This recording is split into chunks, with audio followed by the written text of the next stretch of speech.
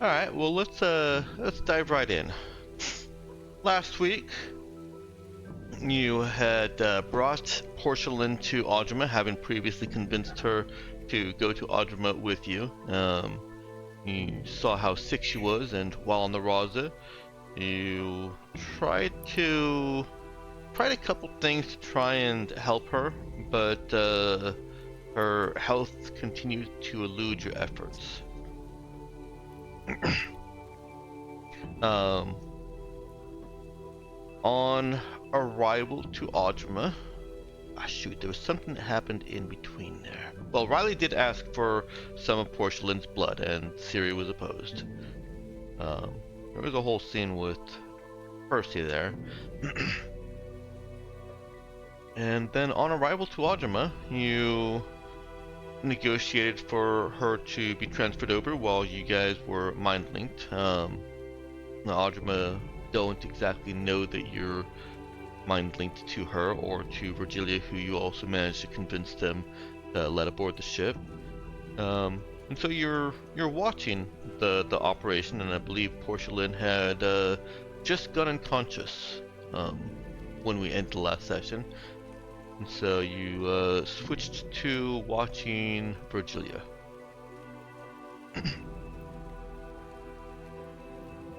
I know there are things that I missed there, because I know we did more than that. Anybody recall any of them? Hey, y'all didn't have Doug like strapped on the front of some vehicle witness me? No, we didn't. Right? Okay. Not this time. Yeah. Tie the probably ship was a warning. Yep. I never remember something about that. How did that happen? Oh well. Oh yes, there was there were a couple moments where Porcelain. Oh, right. The ship didn't recognize Porcelain as captain, which was one of your biggest clues to there's something seriously wrong with her. Because the last time she was on the ship did recognize her. And that's what that's one of the factors that ultimately got her to your med bay, where you were able to confirm that the ship could not genetically identify her as Porcelain because her genetics are a cancerous slurry that are deteriorating, and being repaired in real time.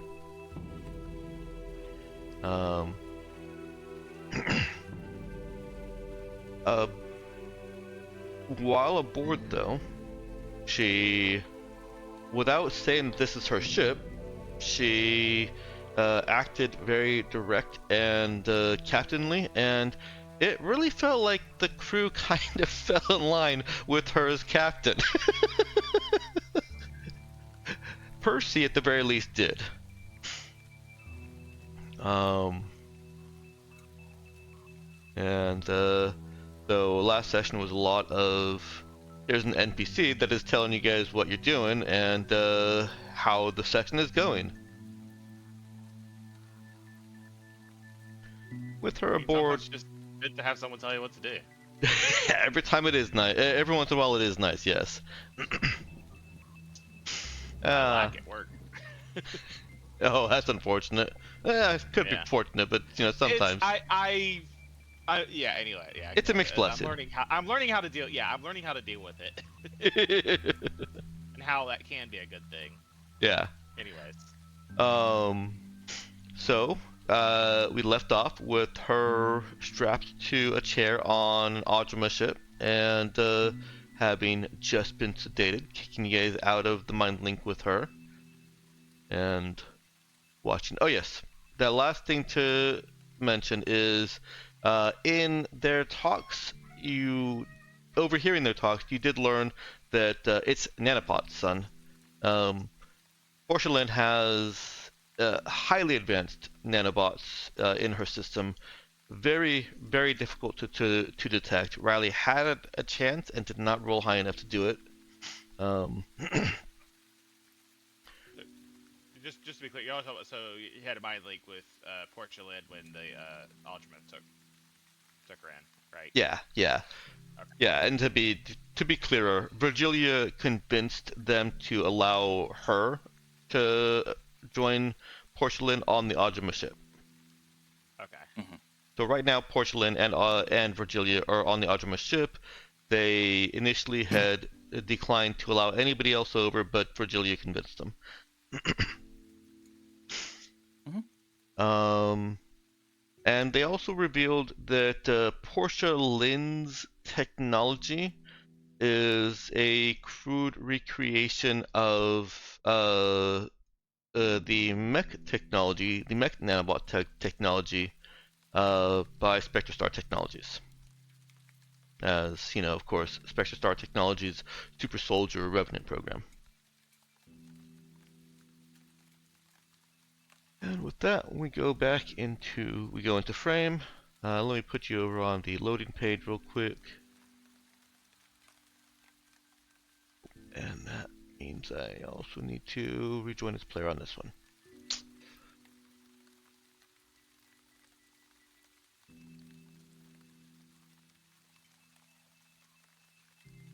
Hello, okay.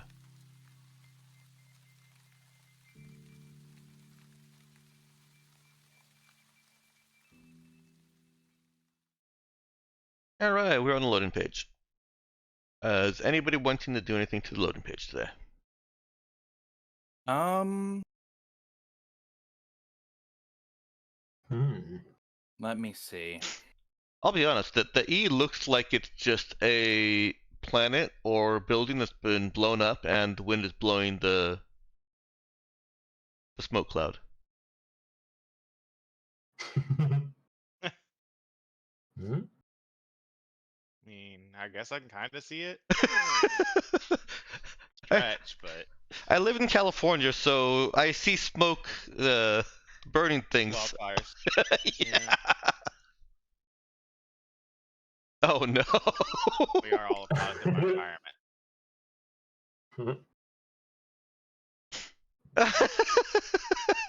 Well, I guess I gotta change that symbol because it looked like it already had a mouth. Hmm. But now it's got That's another that's its beard now. mouth. Hmm. Yep. Sure, why There you not? go. Alright, I'm moving that page.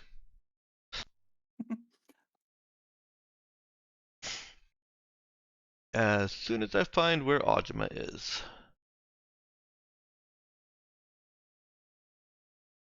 Huh, where did I put Audrima?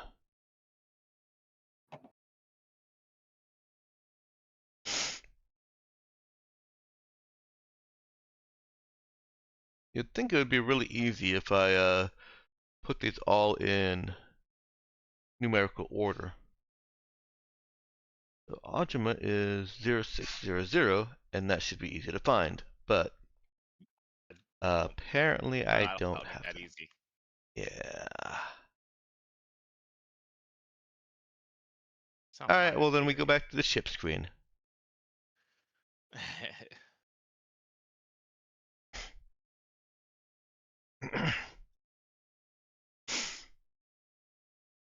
I think that's where we left off last session anyways, so that makes it easy. I do have Audrima music, however. Bam. Okay. So, worth keeping in mind that you also still have a complement of Onalau refugees that are looking to make a home somewhere. And by complement, I mean like 50 of them. Sampling, if you will. Uh, I will actually bring that up to the mech. Next one. Bring it Because to Ultima. assuredly, having multiple samples from different timelines would be very interesting to observe. Yes. And it, yeah, yeah, You have new controls. yeah. It's perfect. Okay. Well, there are mechs Wait, here that you can speak to. You know that you're speaking to Audrima. But Actually, yeah, sound like bad scientist. what's Evil that? scientist. I guess actually nothing about that. Just make kind of sound like evil scientist. A little bit, a little bit. Hmm.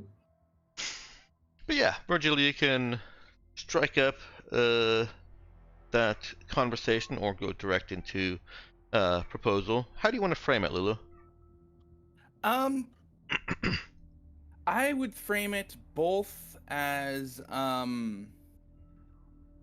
us.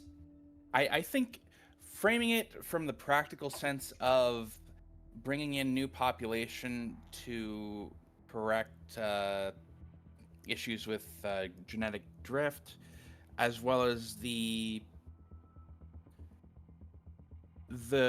usefulness of collecting samples from each iteration, or collecting people from each iteration in order to preserve the culture to some extent across timelines for not necessarily the culture, but preserve the population across across these loops without risking them mutating into some sort of creature, since their genes are not as carefully monitored as it is for the mech standard. So the Audrima that you're speaking with here expressed that seems like a bad idea because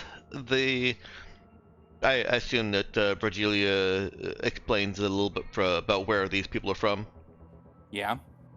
Because they have lacked tech technologically advanced, I should say, medical care, and may introduce genetic variants and diseases, and variants of diseases that they have not accounted for in the population.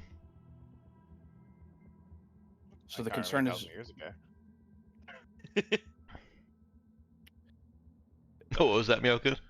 Well, they probably encountered him 8,000 years ago. right. Hmm. I don't know that. I don't know that she has enough experience with this to really comment on that angle that much. Um, Now, I remind you, you are speaking with a single mech who has their own opinions, but is greatly influenced by the decision making of the entire small group, the microcosm group of the mech aboard this ship. I would point out that that is also true for any other individuals that they bring on, or any other individual spacers or crews that they bring on to refresh the population, which they do occasionally. I had also assumed that that Virgilia had stated the scope of this. That it's not just a few people; it's 800. Right. That's Okay. true. Yeah, yeah. On matter scale. Uh, the response is basically, that may be true, but that's a few people, maybe a dozen people at a time, and that is much easier to keep them isolated while we basically run the animal checkup, health and welfare, health Animal checkup. checkup? Yeah. Wow. New animal health checkup. Health quarantine. No further comments. Oh yes, you did miss last session where we laid open the joke that Tranquility is just a wild animal preserve. Okay. Actually, remind me, Dex, were there any actual not necessarily genetic diseases, but any viral or bacterial diseases amongst the population on that planet? On Onala? Yes. None Or that so. really seems rampant, no. Like, yeah, they had people that got sick. I don't think there's ever going to be anywhere that eliminates bacterial and viral and other diseases or infections. I But- was mostly wondering if like their isolation or if anything about the infraworld would take care of that, given they were in there. Yeah, all the bacteria get drifted off when they fall asleep. Yeah, that is what I was I trying to guess think humans of. have microbacteria. I guess humans do have microbiomes and stuff like that. So I assume that maybe they're not really. Yeah, yeah, it would not actually be bad if all bacteria went away. Yeah. Humans do like some of those. Yeah, I don't think the infraworld would directly influence viruses or bacteria. How did they persuade them last time? Well, they didn't bring a 800 last time. Okay. They did, I think, about 50.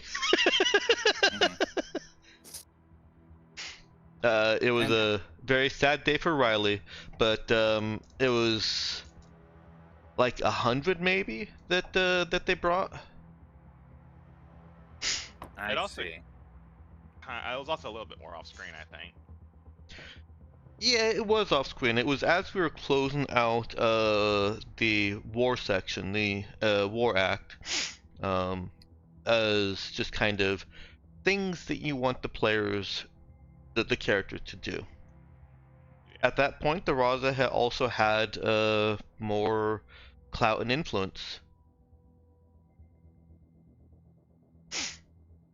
Yeah, I don't know how to persuade them of this then.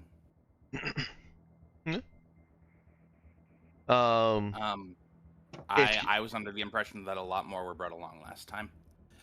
It is a sticky wicket. Would it be possible to? How much space is there on the planet? Well, I'll answer a different question, slightly different question. The amount of space that they have created and allotted for humans is, I would say, it's plenty enough to accommodate 800 more people without even starting to look like, oh, we're getting crowded now.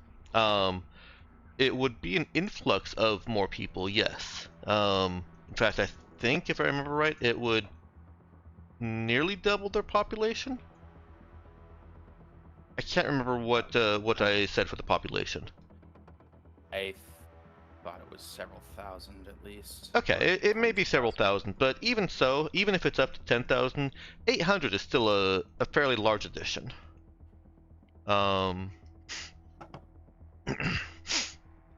And so it's additional population that would get noticed, but it's not additional population that they can't physically accommodate in space or in resources. Really, if Audrima were being we're looking at this just from without resource or space considerations, there would be what I was about to say makes no sense. Audrima have no space or resource considerations in this.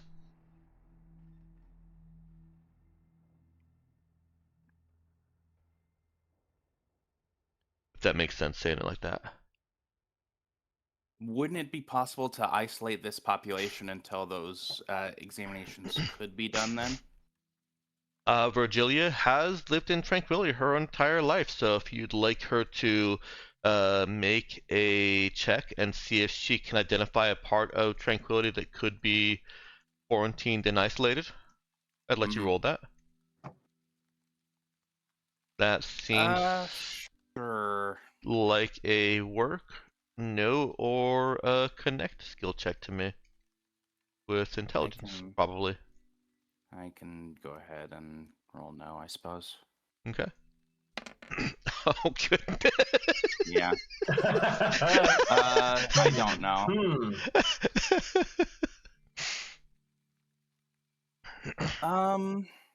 Yeah.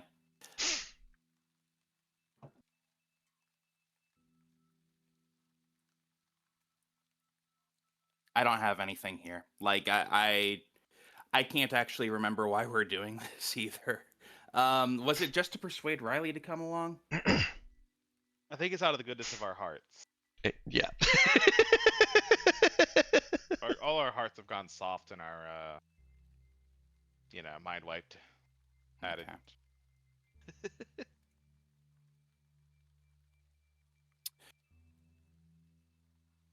If we could get down to a smaller population, then would that be acceptable? Or I suppose, given that Tranquility does need to be expanded anyway, would it be?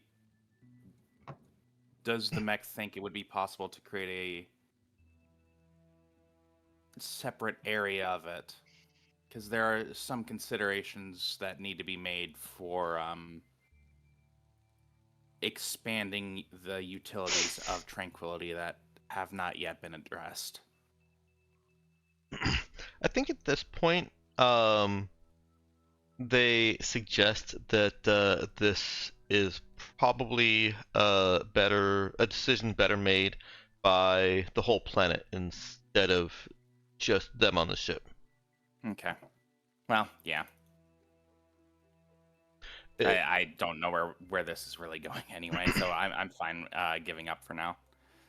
It was easy for them to point out the difficulties when the difficulties were in their group decision here. Kind of big, but now that you're making a case for a more reasonable request in their decision making, that's definitely not something that they can say yes to. Let me rephrase this. It's something that this group can say no to, but not something that they can say yes to. And say that they'll communicate your request to be heard by, to be judged by Audrima on the whole. You and your crew would like to come to the planet. Okay. That sounds very much like that's a good point, but I don't have the authority to say yes to that.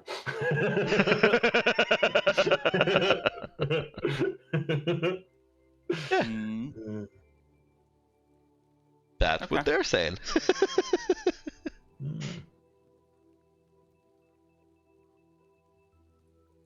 So does Virgilia want to take the authority to say yes to their point?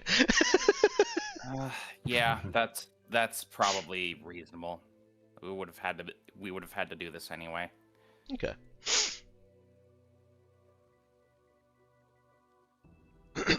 Okay.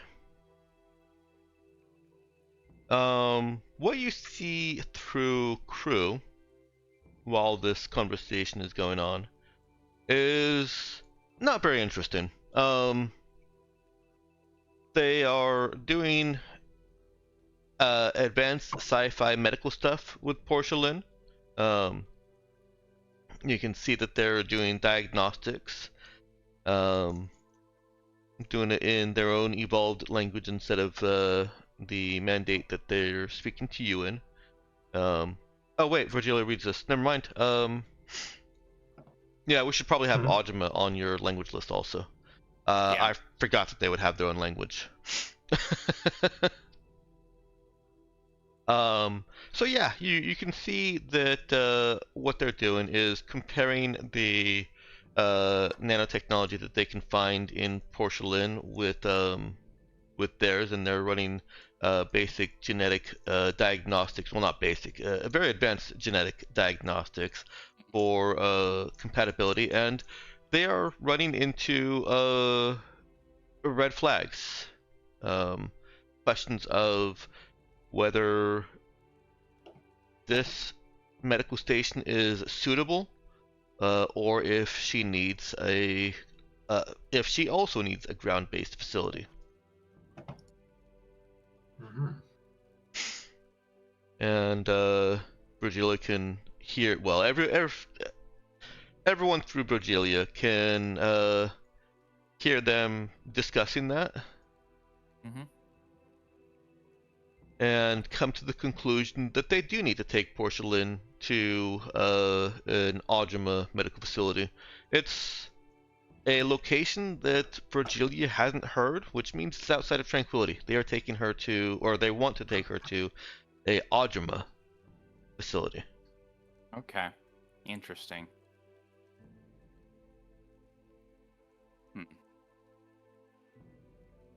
Resistance is futile. Yeah. Well, I mean, I don't know that that really affects our planning any for this one. No, but the idea that they're taking her there to fix her, and then the image flashed my mind of her becoming one of them, and that triggered the Borg thoughts. Oh dear. Anyways, but there's nothing more that they can do for her on this on the ship here.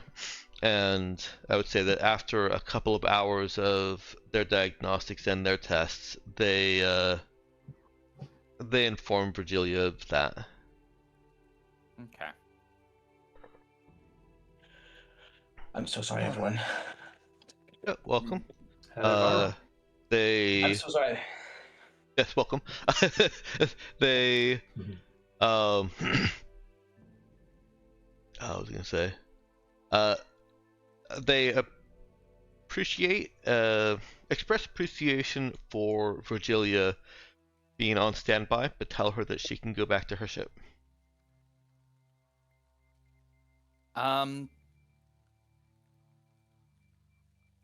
Was I not?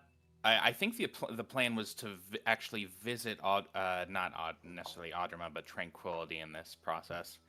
If we needed to bring the issue before Audrima anyway, wouldn't it be best for me to come with? Ideally, with the rest of the Raza crew to present the case.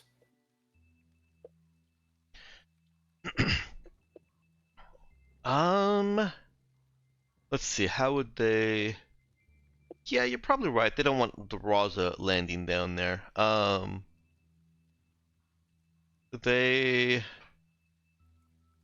Yeah, the Audrima you're speaking with says, flight plans for a shuttle of yours have been approved.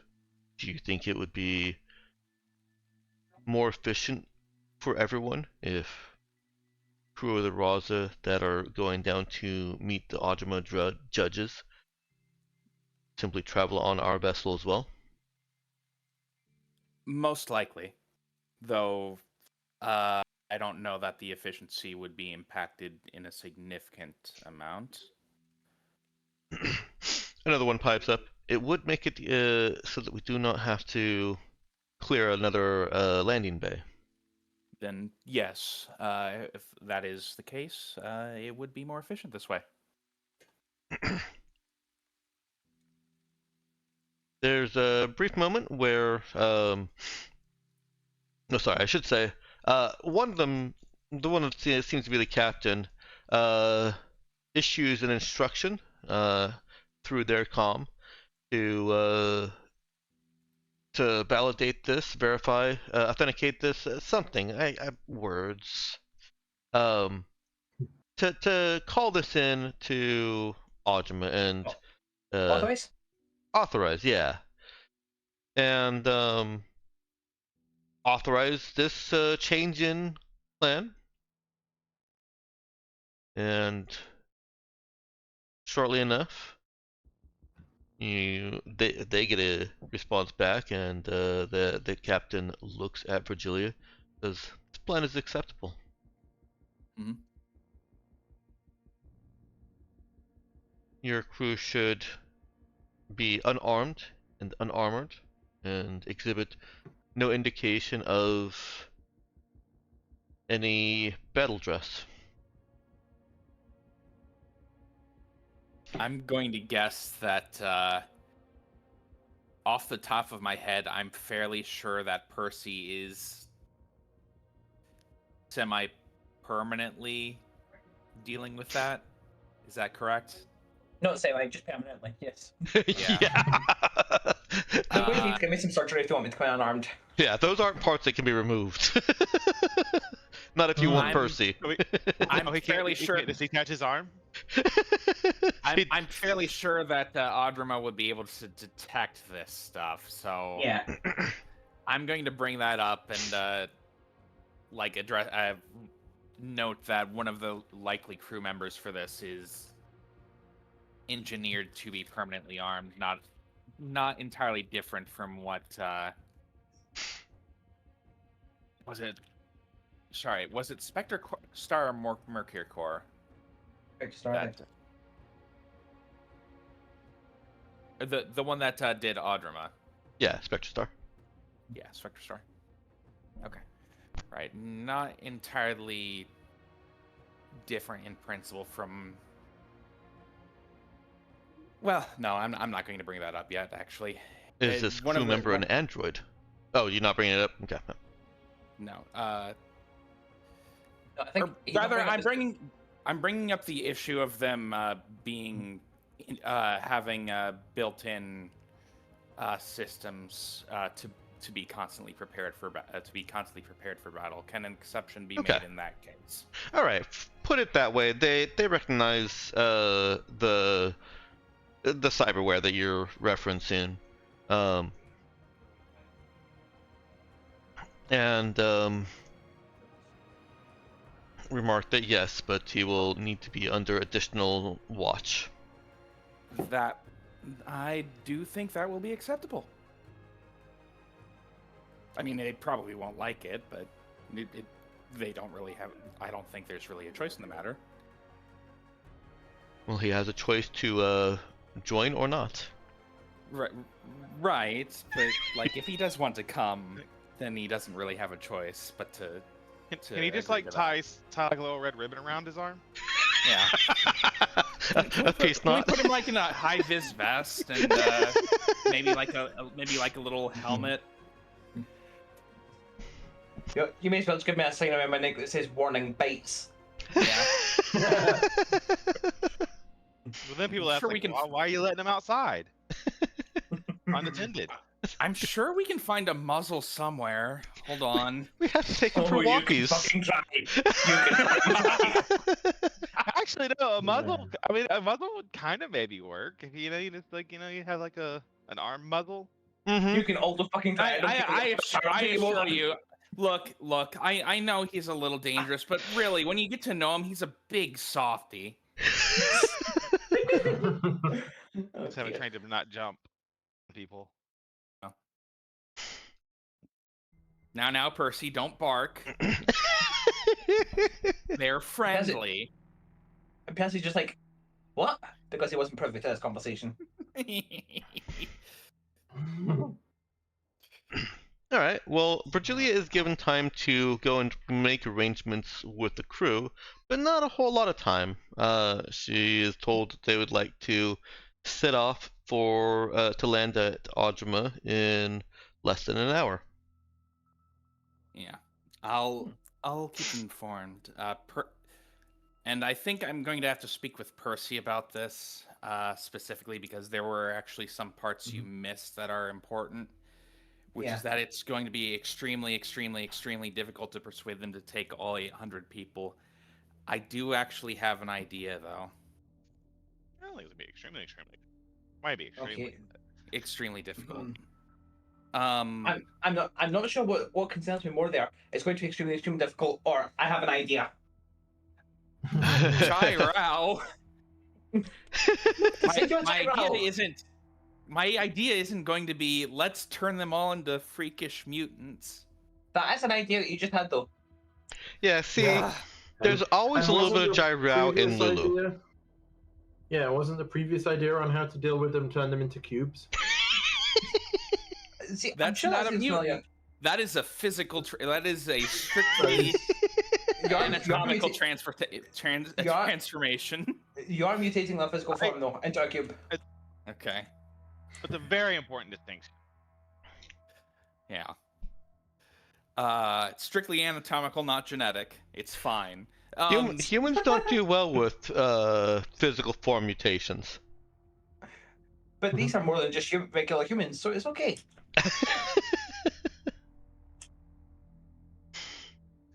God, what was I going to say? Right. The plan. So, yes. Tranquility does have a lot of space. We've considered the possibility of expanding the livable area for some time now. Part of the concern is just isolating them so that they can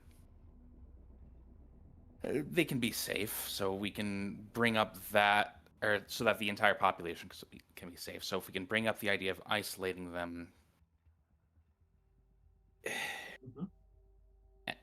it might work on that end.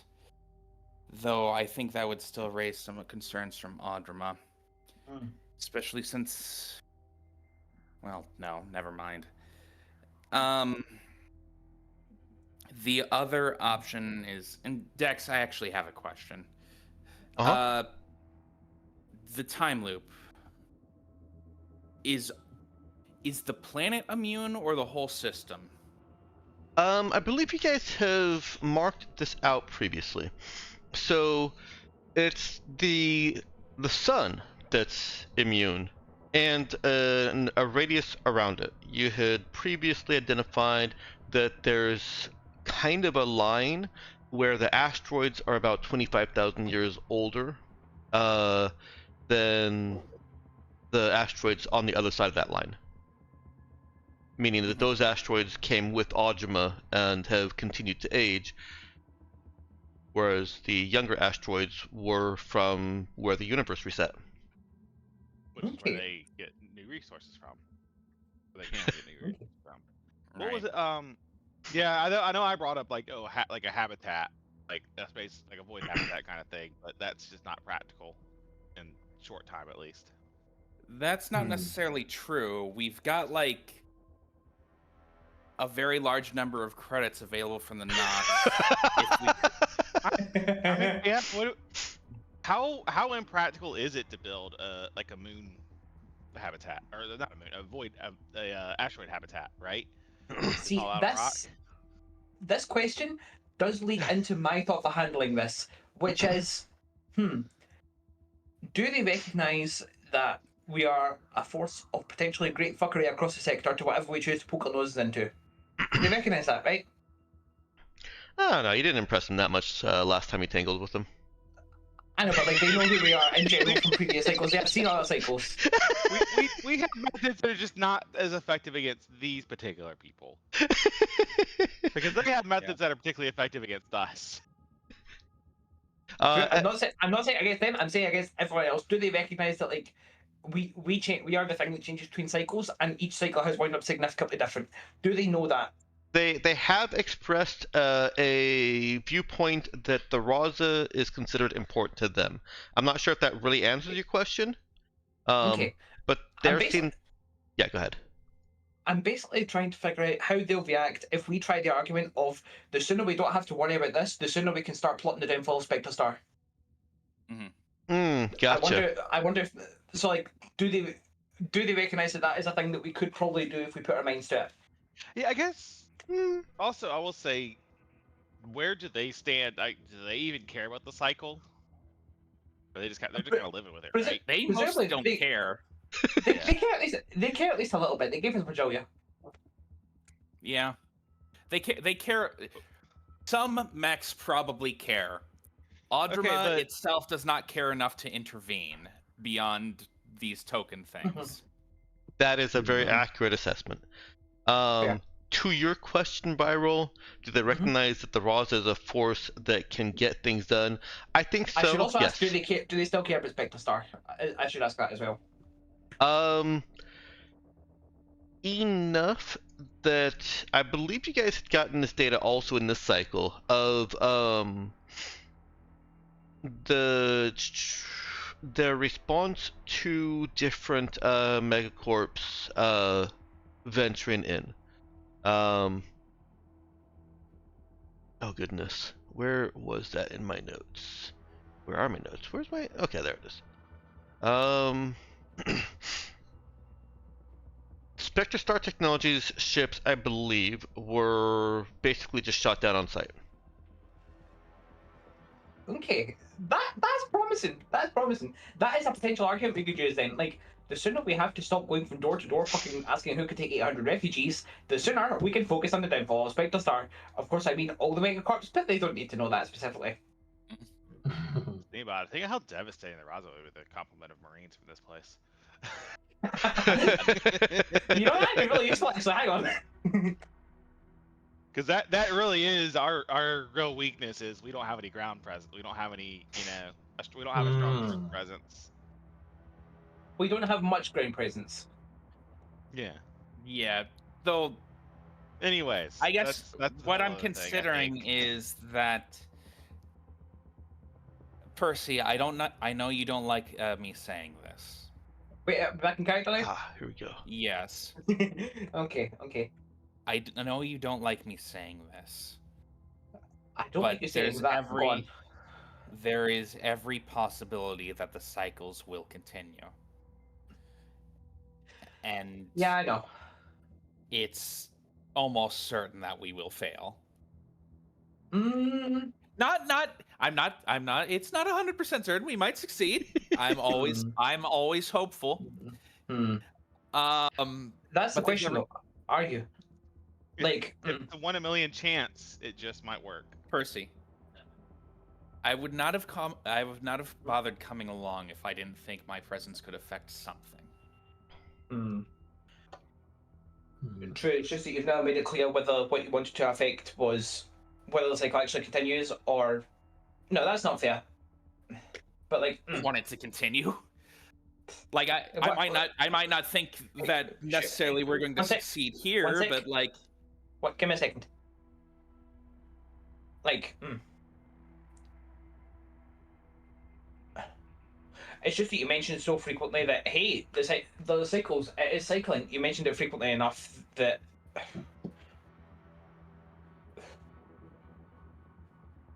I sound like a douchebag for saying this, but fuck it. You say it frequently enough that I wonder if you're giving 100% or if you're, fucking like, what's the what? Well, that's the thing now. Do we hedge our bets? I understand your concern. And it's true that I'm trying to hedge my bets a little bit here. I think that if we fail, getting information to the next cycle would be invaluable. Well, yeah, but that's not mutually exclusive with doing our best now. Well, no, and I'm trying to do my best within that framework. But I think it is. I mean, it's not mutually exclusive, but there's definitely some elements that are. There are some resources you could allocate. Out of character, virtually I went to seek Percy out. Is this a good conversation? Like, I don't mean to be mean, but... No, this is fine. Okay. Like, as she brought it up, this isn't really what she meant to bring up because she has something specific she's trying to get at here. Okay. Yeah. Go on then. Yeah. The point is, Percy, hedging our bets. Well, as you noted, hedging our bets isn't necessarily mutually exclusive with doing our bets, though it is sometimes. But sometimes hedging our bets lets us do better than doing our best. Because if we can use the possibility of a subsequent cycle, we can solve a problem now. Audrima has a lot of money. Tons and tons of money. An obscene amount of money. Which they haven't spent on us, so why would they spend it on a future version of us? But go on. They have no reason whatsoever not to spend it. And listen carefully. Listening. If we can convince them to use some of that money now to resolve a problem now that will be a problem in the future, they may take the efficiency of that resolution as a benefit to them now.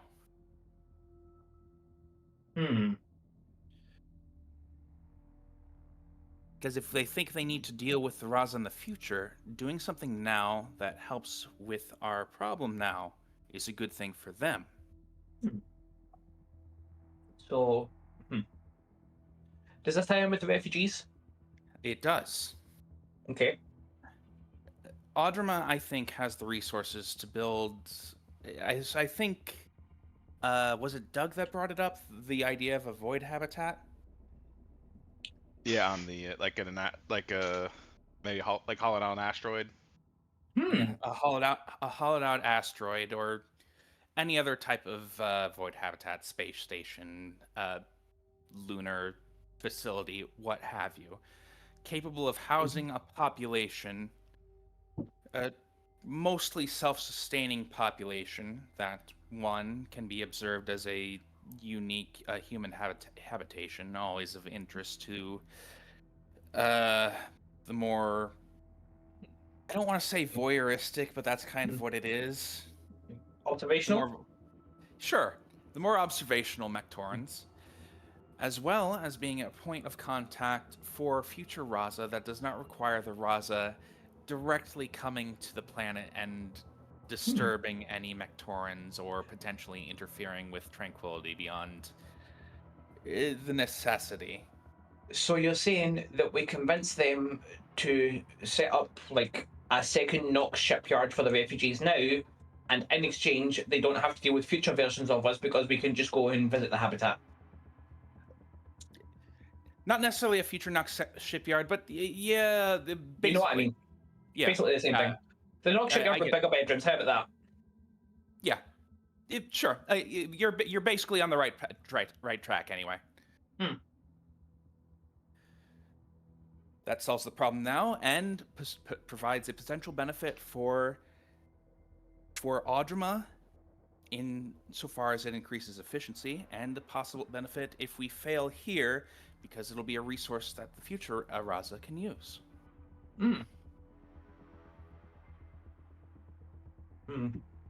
Okay, yeah, I'm not against that. So what, do you want me to help set it up or what? I'm not really a logistics guy. I'm mostly just trying to get your buy-in for this, and Okay. the Raza's buy-in. Yeah, don't see why not.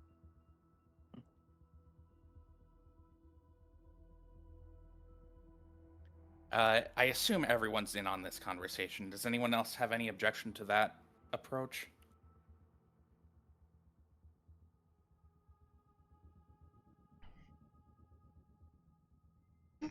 Doesn't sound like there's any objection. No objection for me.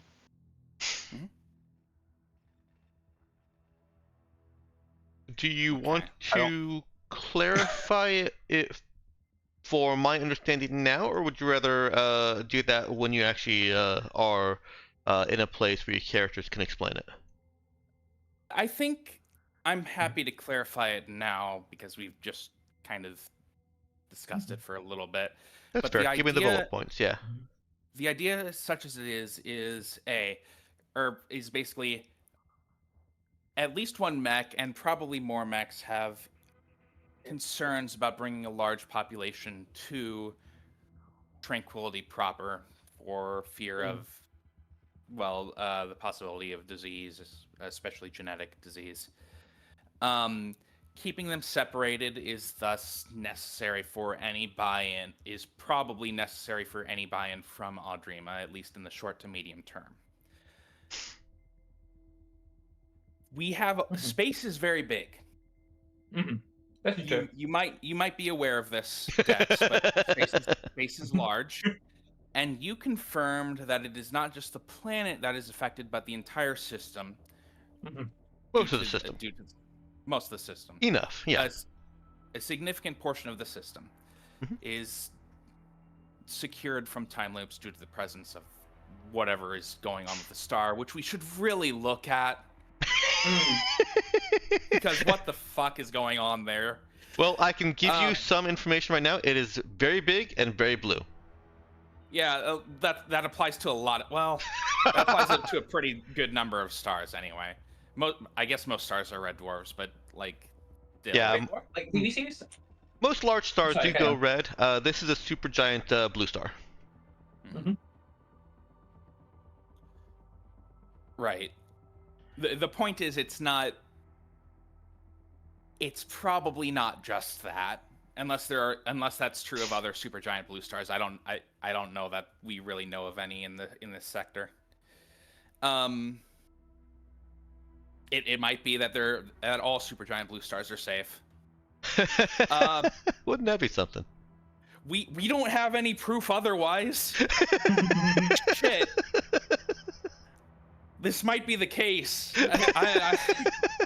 Fuck. All right, hold on. If we go into all the hypotheticals, we are going to be here doing nothing all session. Yeah, hold on. Yeah, I'm just shook now. Is it really so simple? God. All right. Anyway, fuck.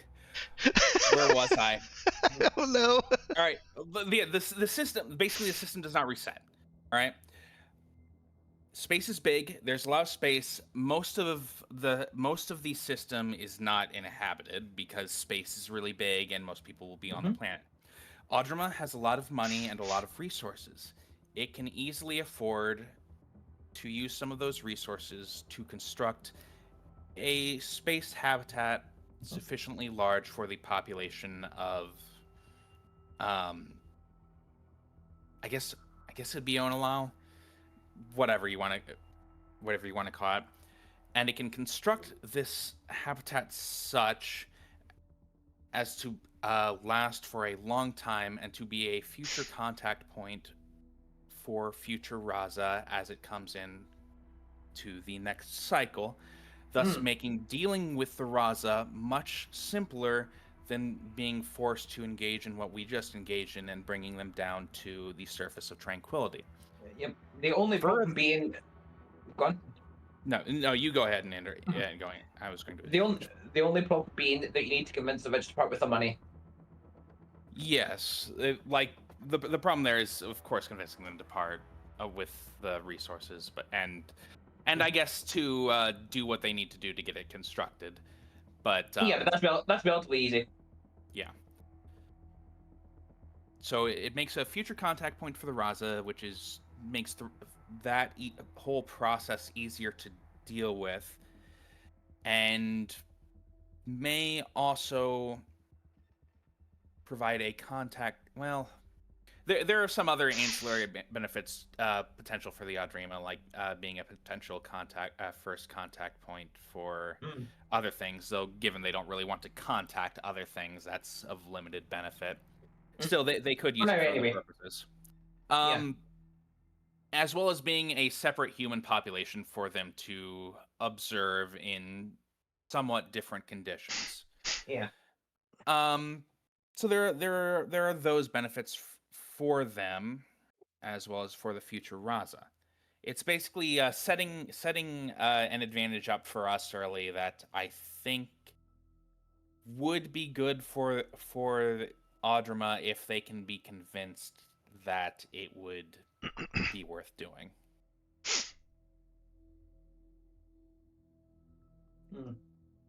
Yeah, ultimately, I guess I got a little rambly, but I got some bullet points out of it. Honestly, this is a good testing ground. If we can figure out how to part the rich and the money here, we can use that everywhere else.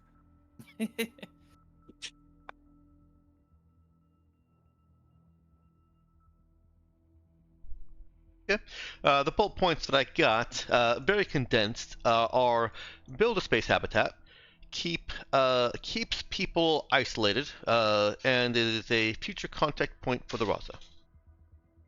Or as well as any other groups they'd want to contact, but I'm guessing that's mostly just the Raza. Yeah, I'll revise my note. It now reads future contact point for the Raza. Yeah. Yeah, that's exactly the same, Dax. Yep. Thank you. I placed a period at the end. Great.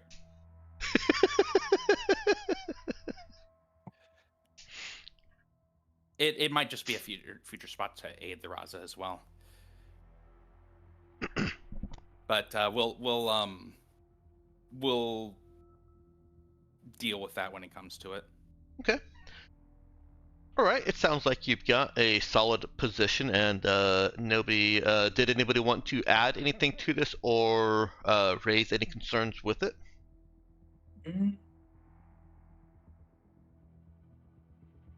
Let's bring in the rest of the bridge crew here. I assume there are some NPCs that if Dex wants to voice some concerns through them, they can. And that's being the dominant, will immediately shoot them down. Yeah. Why don't you drag over the NPCs whose input you want? Yeah. Not acid. Yes, unironically, yes, acid.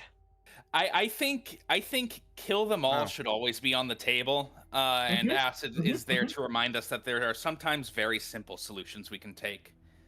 So it is always good to have someone remind you that it is an option. That's true. Yeah. Even if it is just like the obvious. What is it? It's not devil's advocate. What is it? No, it's devil's advocate. There's some sort of device there. Yeah, playing devil's advocate. We'll call them shotguns advocate. Yeah, there we go. Libra's probably a decent or worthwhile option. Who would be the head of the? Who would be the leading mate here that's still around? The leading mate? What do you mean? Like a mate of the ship, like first mate, second mate. First mate, second mate. Yeah. Yeah. Did Elena ever get I don't know. Did Elena ever get a promotion? No. Whoops. Would you like to promote her? Never too late. Kuana's still. She just doesn't rise above. She doesn't rise above the chaff without all the drama going on. I guess. That's true. That's true. Last cycle there was a lot more drama around her. Last cycle she was a roller coaster that had highs and lows and was more noticeable for them. This cycle she's just at the top of that roller coaster and is staying up there. She is a damn good worker. Easy to forget, yeah.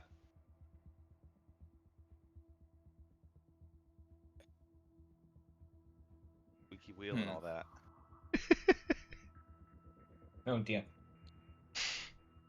I'm trying to think of who, because Kuana's still back on Onalau, correct? Uh-huh. Yeah. Okay. Who the fuck's here? I think. I mean, Elise is basically an NPC now. Speak through her. And I would rather the bridge crew. I would rather not because it is still a PC. Well, she's still here, so. Yeah. She's busy plotting schemes and scheming plots. Does she have any horrible visions of the future past? No, she doesn't. Okay, great. Okay, that's a good sign. That's a good sign. Yeah, I'm willing to work with that. God, all right. You said you suggested Luna, even though she's not promoted and has very little. Sure. Elena. Yeah. Okay. Yeah. Sure. Bring her along. Why not? She's responsible if nothing else. Yeah. Especially by our standards. Let's see. Riley. Oh God.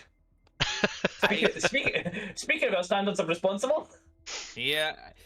Maybe it's good to have both sides of the responsibility spectrum. We already have acid. Acid has both sides of the responsibility spectrum. I'm gonna say acid's a different kind of responsible. Yeah, I'd say acid seems like she'd be very thorough. Yeah, acid is both sides of the responsibility spectrum. Right. so we're leaning a bit more towards responsible than not right now. I think we need someone irresponsible. Let's bring Ifrim along. I think he's not responsible, correct? No. He's big on the drugs, I think. Yeah. Yeah. Okay. I'm trying to figure out who's the highest ranking crew member other than those. It looks like Vicky, maybe. Maybe. Even Maria. I mean, even Maria was the other one that was originally here. I don't know if. Yeah. I think she just is bridge crew, honestly. Yeah, I'm gonna just move her over. Yeah.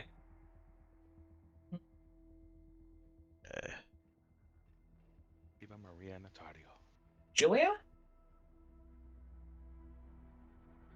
Head of security. She's head of security. Bring her along. That's a good point. Yep. At least until we get Libra fucking jailbroken, Julia is the head of security. Yeah.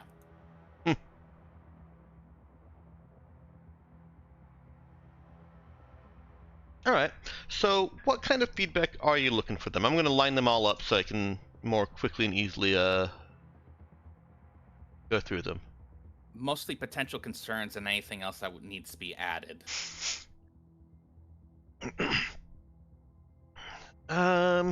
Okay. Let's just put you over here. So, going from left to right.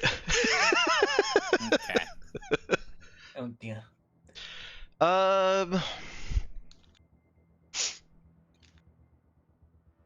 idea being to build a quarantine habitat that keeps with the initial intent of keeping the 800 people from Onalau isolated to overcome any arguments against them bringing diseases.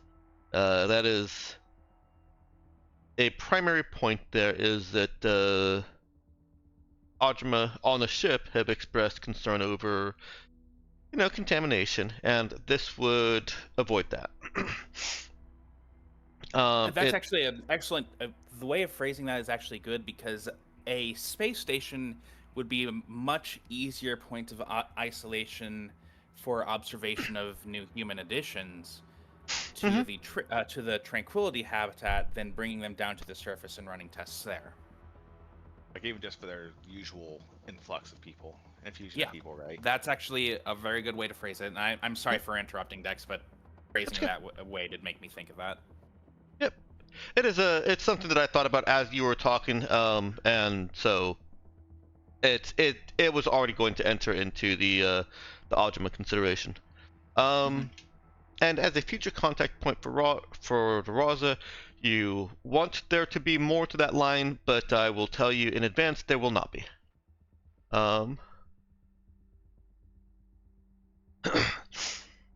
So, Libra.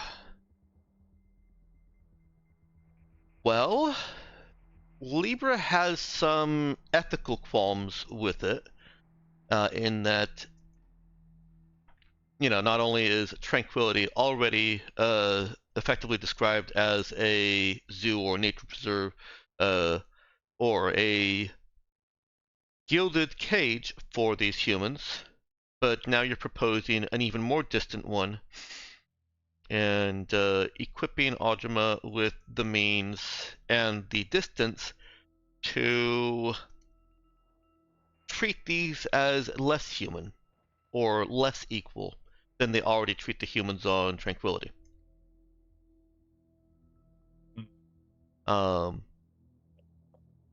That is a concern born of her own status as an android with, human thoughts, feelings, and emotions, as according to her, and according to Luna, to be fair, who is basically treated as a object to be told, go fight that thing and go charge up when I say, by other people than you.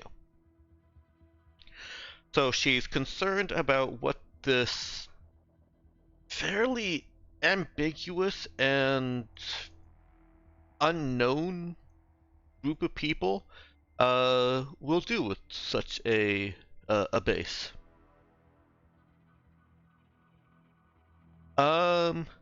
Natario grew up on a war-torn planet.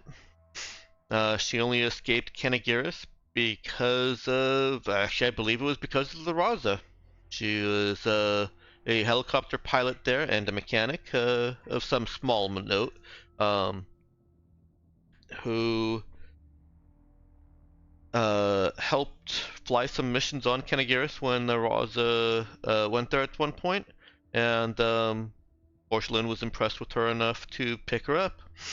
So she sympathizes with the people from Onalau, and thinks that even if it is a cage, it is a better cage than being on a war-torn planet or a subsumed planet.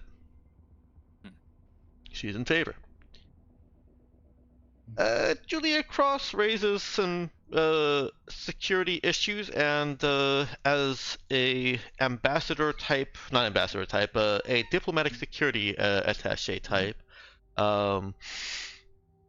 mentions that depending on how Audrima treat this habitat, that the humans aboard it might develop their own conflicting culture and end up getting themselves wiped out, especially if we're talking about trying to keep them alive for thousands of years. Actually, yeah. Her recommendation in this is that it be cast as a temporary staging point, to which Libra agrees that getting them off the habitat and onto Tranquility should be the goal if we have to go this route. Honestly, I was already kind of thinking, like, can we make it a temporary thing by the time we got this far? Yeah.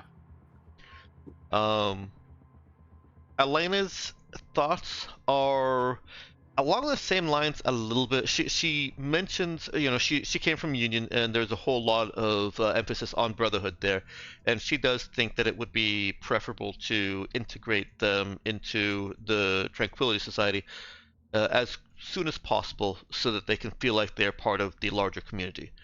But her main concerns lie in the maintenance and the building of such a habitat in the unknown amount of time that we have. What happens with the 800 refugees while this place is being built, and where are they if it's not built in time? Or do they just die alone in space with nobody around them to feel, like their life had meaning, like they were part of a group dying with purpose or no purpose? To this, she thinks that getting them onto a planet where they can integrate in what time they have left would be better, unless the construction of the habitat can be assured before this time reset. She does have an idea towards that, though. Okay. What's the the idea? Nox are incredibly good shipbuilders. That applies to stations as well. So adding to the burden of your convincing Audrima, she suggests that you convince them to allow shipbuilders from the Nox to construct this habitat. She would suggest Union, because they're also very good at building habitats, but there's some baggage there. Yeah. Idea. It just seems, I don't know. It seems to me like that's a lot of outside resources for Audrima to tolerate. It is an ask, yes. Acid comes with a different take. Here we go. She says that if we're building a habitat for the survival of a people, it should be hers. As the most technologically advanced people aside from Audrima, the Trin have the most to offer this sector and this universe if they're allowed to flourish and reestablish. I think the difficulty with the Trin is the whole perimeter presence. I don't know how much. Yeah. How much does it can perimeter bring? Anyway, it's a whole other topic, but it's a very good point that is something that's been kind of neglected. Honestly, yeah. If Audrima are okay with there being 2 stations, or if the refugees are okay with there being one big station and sharing, which I don't think we should do necessarily. But aside from those, yeah, I don't disagree, honestly. I think the only reason it hasn't come up is just because the barrier, so with Onalau, the people from Onalau, there's nothing really, defending, aside from the non-organized entities. It is not. The Tren are being guarded by or that actually might not be a problem anymore. Perimeter? At least if you were dealing with a very small population of Trin, the Raza could just go land on the planet and port right out without ever dealing with the perimeter defense on the way back out. We don't know how many Trin there are, honestly. Well, you don't need to. Her concern is not saving the entire population of the Trin. It's saving a population of the Trin and allowing them to reestablish themselves. That is very accurate. She is willing to accept the loss of people for the survival of and the advancement of others that can possibly prevent what happens to her planet in the next cycle. The Raza is more than. Sorry, go ahead. Oh. I feel like the Trin are quite logical and meritocratic, and the amount of Trin that will be born in over however many thousand years is more than the current population of the planet. As long as we get a handful away and they survive, there will be more Trin overall. That's how I think she's looking at it. And honestly, she's not wrong. If your society is willing to count it that way, then yeah, she's not wrong. Yeah. So if we are willing, if saving the Trin is a consideration, that's actually pretty easy to do. Well, assuming they don't get themselves killed by Audrima for acting up, which is not very easy to do. Yeah.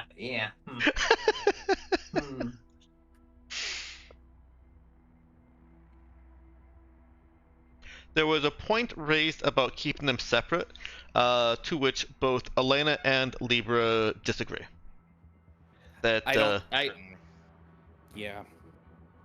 Yeah, Elena from the side of Brotherhood and form a brotherhood bond between all of these refugees, whether they have pink skin or blue skin, and Libra from a angle of these are wounded people and need other wounded people to heal and to help bleed out some of the hate. I think the ideal would probably be to focus on bringing younger Trin who are not necessarily as indoctrinated into the Trin culture of Trinness, for want of a better word. Yeah. Acid is very resistant to that idea. Raising the point that the most intelligent of them are the oldest, and there's a reason that,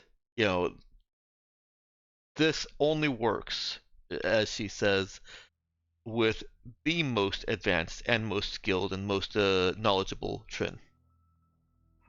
Would you guarantee that the Trin would not attempt an assault against Audrima in those conditions?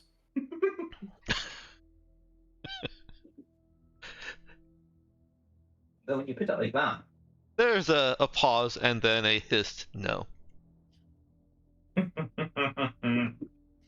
That's the problem. I think that we really want to avoid anything high risk to Audrima.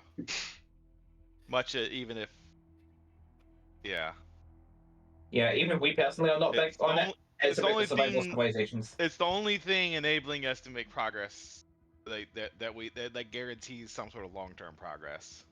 Right. So, if we could find a way to actually integrate the at least a small population of Trin, then that would be very useful. But that's as well as being good for the Trin. Yes, as well as being good for the Trin. I don't know. I don't think I have an obvious solution for that, though. We don't need to have all the answers right now, do we? We especially don't need to have the answers for the Trin element of it right now. Right. Yeah, Acid just raised a good point. Hey, there's a Trin Yeah. population. And it's a point that we do need to think about. She's right. Acid, can you do me a favor? Or not a favor, but something of mutual benefit. I want you to think on possible solutions to keep your people on board with the plan and ensure that at least a small population of them could be saved without becoming a security risk for Audrima. If you can think on that and have think of a solution for that, please come to me, and I would be and we will be able to integrate that into the plan. Essentially, the tolerance for risk is minimal in this case, which I know is not necessarily always in line with Trin philosophy. Yeah, but that is going to need to be like any risk is going to be multiplied across millennia. Yeah, there's an 8,000 year outlook here. Risk isn't something we can tolerate there.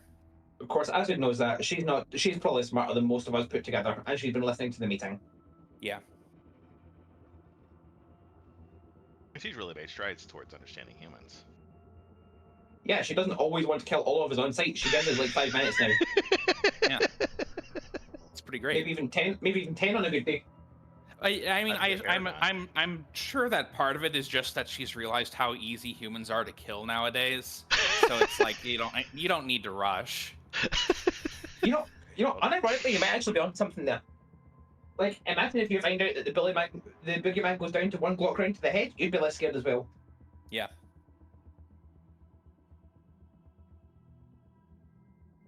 Yeah, she agrees to give it some consideration.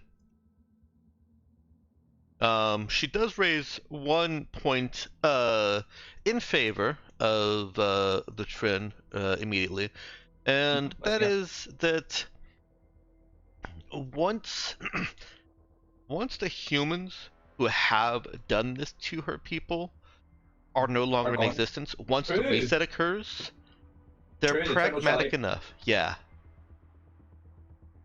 The bigger risk, as she puts it, is if the reset doesn't occur as quickly as we all expect, and they have time to study the Audrima tech and put it to use, and or figure out some way of basically if they're given time with this group of humans that wronged them. Okay. That actually might be we might actually have a way around that too. Can we use like a temporary cryo storage? Because that's not a super long. Not a super long outlook. You know, I was just thinking that, and then I went, no, that would be fucking sociopathic. We wouldn't do that. I mean, it's not sociopathic if you're saving a group of people, is it? Yeah, but going, oh, we think you're going to cause problems, so you get your own planet after we put you in the fridge for a while.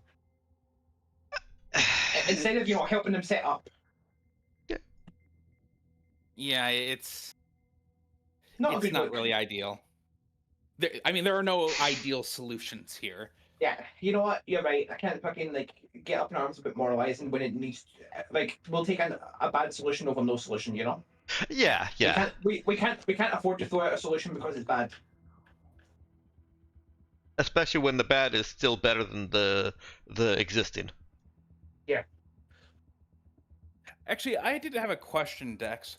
Were the Audrima explicitly opposed to the idea of after the cycle resets, allowing any human ships to leave to make small colonies through the system? Or the system? They are, yes. Okay. Yeah, they have a philosophy of non-interference, and that will include any human ships. They do not want anything about the sector to change until the Raza comes along. Okay. So they would be opposed to a new Raza being set up 8,000 years in the past, then? Absolutely. Well, It does have essentially that would have very unpredictable results in the long run. Right. That's not an unreasonable stance. Yeah, it's a little unfortunate, but I understand the logic. Yeah. They have a very strong survival instinct with this setup that they have there. And they're in this chaos field where any move that they make, they don't understand what ripple effects it could have, and if that could ripple back and destroy them. That's basically the position that they're in. Yeah. Nor are they entirely wrong about that. So yeah. Yep. They have experienced multiple times that if they do nothing, then they continue on. Mm-hmm. Oh god, we're gonna have to convince them that they need to do something at some point, aren't we? Well, I don't know that we can actually. Maybe. Not with that attitude, we can't. Yeah. We're getting very close to break, and this has been very deep. Do you want to finalize things before our break, or do you want to take a break now and then go to Audrima? Let's get that break now, I think. Yeah, that seems like a good stop point. We're not going to be done in 15 minutes. I just wanted to clarify. The idea is basically we want to create a temporary thing, or not necessarily. We want people to be kept there temporarily in the space habitat. That is the main point that was raised up by the NPCs. Mm-hmm. Yeah, that's actually what I meant by finalize viral, is finalize the results of your conversation, not necessarily the whole thing. Yeah. Okay. Yeah. All right, we'll continue until 1 o'clock, or whatever time that is for you. So about 13 minutes. Finish up the bullet points from your talk with the NPCs. Yeah. Okay. So the goal is basically to make the space station facility a temporary place for people to stay, and maybe like rotate people out. I'm not sure on the exact specifics of that side of the plan. We'll figure out the exact specifics later. Mostly to keep it as a temporary stay for people to be processed and then potentially integrated towards tranquility. The other side of the plan is getting the Nox on board to build the space station, which will be difficult, but they can certainly build it quick enough, especially with Audrima's functionally bottomless stacks of credits to entice them. Yeah, they run into any problem and they're like, oh, this is going to take a while. And they're like, if we pay you triple, can you make it happen? Like, you know what? Maybe. That's basically how I envision that going. Mm-hmm.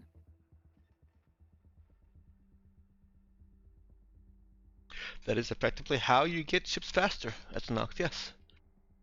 Mm-hmm. Money can be exchanged for goods and services.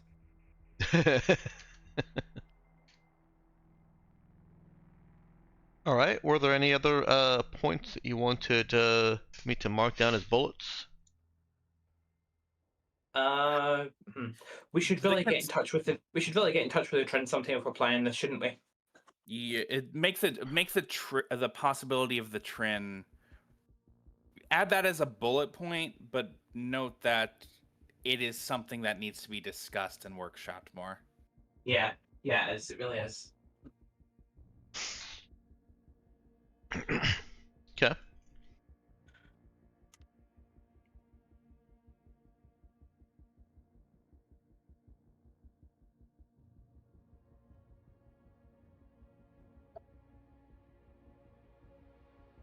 And remind me, the Trin mostly, like for their modifications, the Trin mostly did that to themselves, correct? Oh yeah.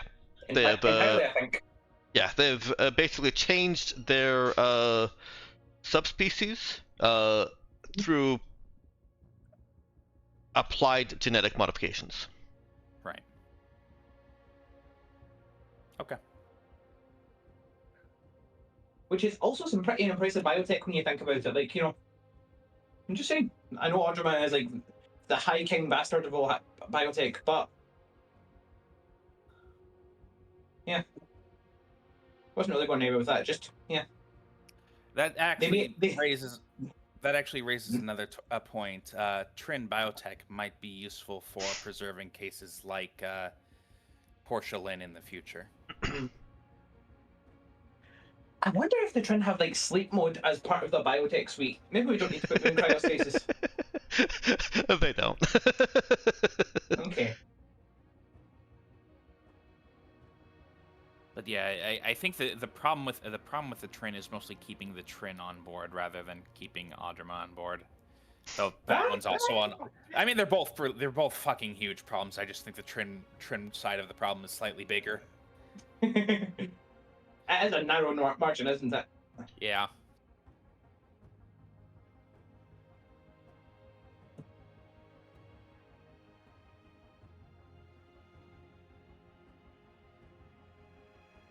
Oh dear. What the fucking weird problems we have to solve, huh? Yep. All right. Here's my question, Dex. Oh god. What are the bigger narrative themes that this game is meant to represent that we need to align ourselves with in order to progress? That we're currently butchering, probably. Yeah. No, you are on track. Holy shit. Are we? You I don't. What track are we on? Yeah, yes. Track. We're on the track, and that's all you're getting, probably. Okay. I can give a little bit more. You are on track with tackling very difficult, in my opinion, very difficult moral quandaries. And with some levels of grace and depth. Varying levels. I shouldn't say some. Varying levels of grace and depth. Some have more grace and less depth. Some have none. Some have a whole lot. Are you talking about the people? See, we can't really tackle all of society's ills, right? Yeah. And I think all that's at once when we are the bad guys. And I think that's part of the depth is that it's not always going to be a clean solution. As far as the narrative side goes, I mean, this is an easy one for me. Everything that you do that has some kind of lasting impact or gives me more meat to work on in the next cycle, if there is a next cycle, is on track. And it's not like we haven't been making an excessive number of crazy plans. You need to remind you of the genius look, I bet. Yep. That's still a thing that happened. That didn't stop being a thing that happened. Yeah, like I want to make clear that's still a possible plan. Maybe we should just integrate her into the space station. Oh god. Yes. She gets all the cards. The next cycle rolls around and it's like, I want to go see the world again.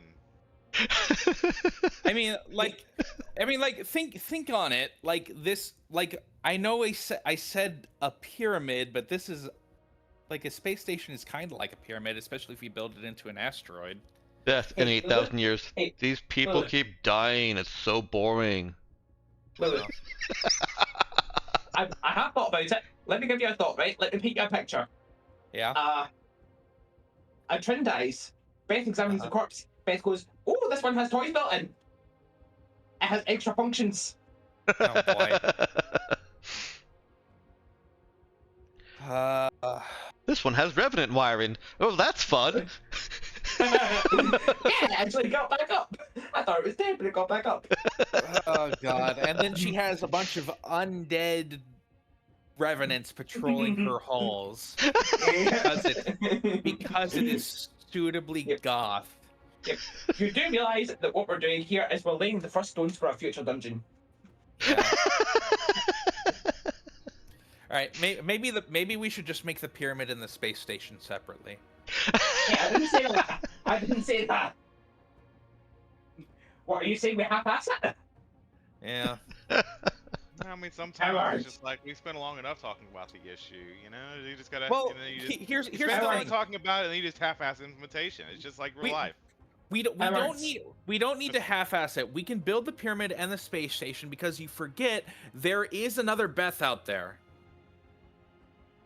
And then we can put one in both. Pretty bad. So what you're telling me is they is can fight. Good. I feel We're like on the we've same gone down page. this road before, though, where we're just going to start accumulating Beths. I don't know if that's the We're sequence going that to I want. accumulate Beth, and we're going to accumulate crews. That's how it So what works. Crews, what that's you're what I'm thinking of, yes. So what you're telling me is that they're going to have a Beth match. Yes. That wasn't originally Beth. I got what you're saying. Yes. Okay, good. And if we get enough of them, we're going to have a team Beth match. Oh dear. All right, this seems like a good time to take a break. I'm just saying, with enough cycles, we can have the incoming Beth Swarm. And then we combine them all into one massive Beth Star. Oh God. Do not mention the idea of a Beth Star to Beth. What do you think the space station will end up being? Yeah. Why would we not mention it to Beth? Okay, you know what? We'll watch Star Wars with her. We'll see if she says anything about the Death Star. Does the Death Star have an AI? It doesn't, right? That makes it easier. Does the Death Star have any what? AI. It doesn't. Oh, that makes it it easier. doesn't. No, nope. Okay, so she's not going to get ideas, hopefully. I mean, But it just in kind case. of does. It has like the fucking cleaning droids that are probably sentient. They barely count. For the Yeah. purposes of what I'm talking about, they barely count. Okay. You can see 3PO and R2D2. Those are, if you're talking about AI in general, then yeah, they are in Star Wars. I thought you Sure, meant but they're not running the Death Star. right. That's what I thought you meant. I think we should give the Death Star a complete control of the Death Star over to a very aggrieved Gonk droid. Now you're speaking my language. The next cycle comes up and we're just falling into the star and you just faintly gonk.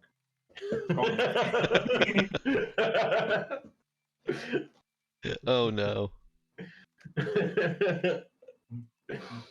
Praise be to mighty Gonk. All right, I'm gonna go ahead and put us into a break. Go ahead and come You know on what? back in about You know what, 17 that's minutes. We'll keep it even. Quarter after. Okay. See you in a bit. I need to go play with the kitten. She's going bananas. Okay. Yeah. Go ahead and bring this back into frame. All right, and so you have this conversation on the bridge with selected NPC crew input.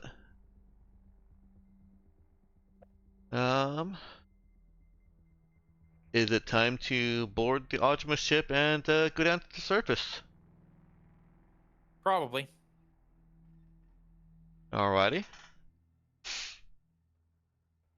Riley does raise the question of, did you get me Porcelain's blood to Percy? One sec. What? Sorry. Riley is asking Percy if he was able to get any of Porcelain's blood. Well, unfortunately, she has been through enough trauma and has enough fight or flight responses that it's somewhat difficult to take her blood when she doesn't want it taken, and she never wants it taken. Working on it. All right. Likewise, does Virgilia bring up with Percy that we're supposed to be unarmed for this? Yeah, I imagine. Okay. Percy states the obvious, which is the body arsenal array. They already know. Okay. If they know that I'm armed anyway, so I bring the rest of my weapons. No, you should just settle for the array, I think. I mean, if they're already treating me like I'm dangerous, I may as well be dangerous. We'll be dangerous anyways. You remember what happened last time you tried to be dangerous at them? Sure, but that was in a room full of soldiers, not a room full of diplomats. Fine. They're all like that. That's not better. Fine. If you insist. I'm telling you, at some point you're gonna have to start pushing back against these people or we're never gonna get anything done.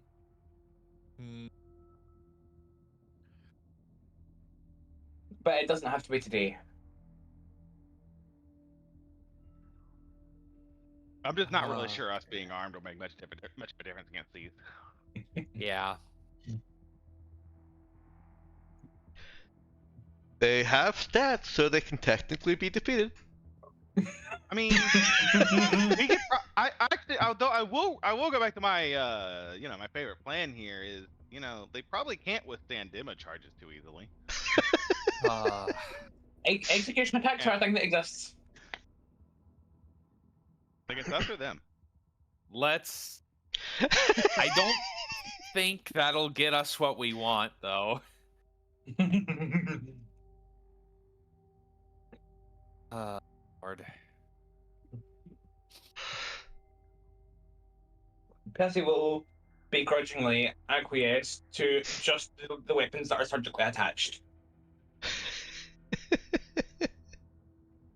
Yeah, I'll go tie a little red ribbon around it. Around his arm. You can try. You can see how it goes. You may also require surgery afterwards. It just lets them know that you have peaceful intentions.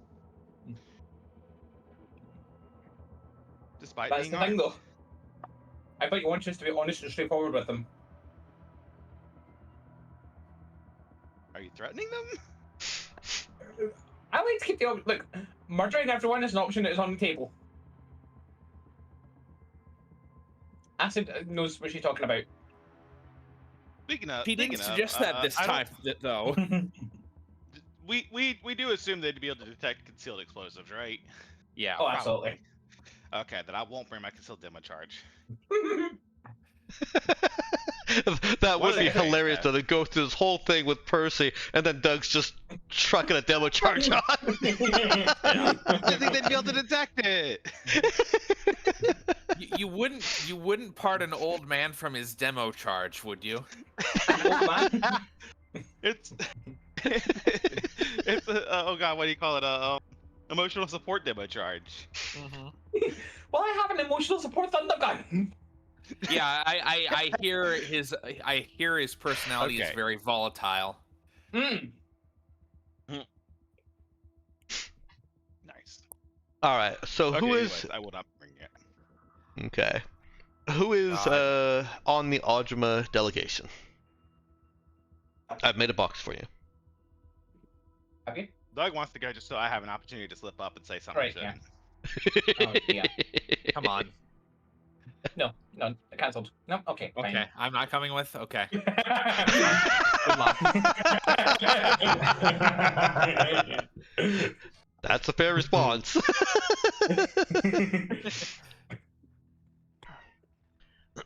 Lordy. Oh shit! Sorry. Is it okay that Kana are currently in the box? Yep, I just saw Kana move. Perfect. Yeah. Do you want any NPCs with you? Who looks the most like something that the Audrima would find cute? No. Das. Let's bring Das then. Okay. We need every advantage we can get, and that means sometimes you need to look dangerous, and sometimes you need to look cute and harmless, like some sort of lost kitten.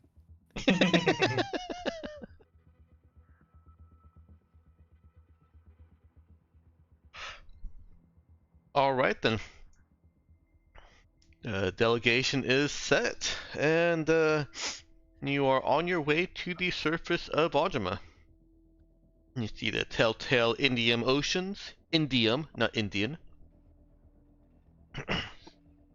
And the city Tranquility, as it stands apart from the Audrima city, with Tranquility, both of them being in a dome, but Tranquility being a little bit more light and airy, and the Audrima city being, while still aesthetically pleasing, it seems more structured and functional. No, this is new for Virgilia, of course. She's at least seen the Audrima city,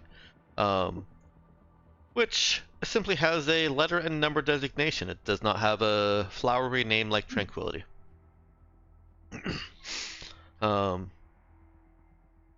There are multiple Audrima cities, or mech cities, but only one human city.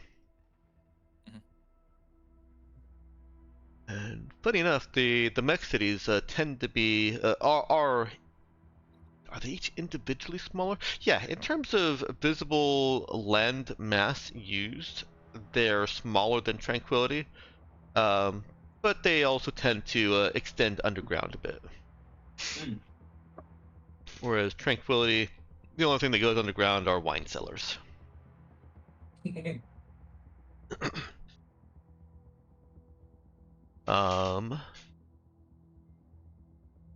I believe I've described or just simply mental imaged the Audrima cities as being generally white. I did mention the straight lines. They tend to build in straight lines and have square-ish structure pyramid type things. No, their idea of decor is a four-sided prism. Not prism, pyramid structure. I'm sure there's an actual geometric name for that, but just imagine a four-sided die that's taller and has a square top also.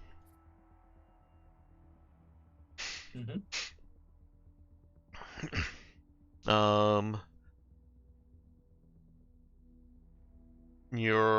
not a whole lot of pomp or circumstance in your arrival or in you being escorted to what they're basically calling the judging chamber.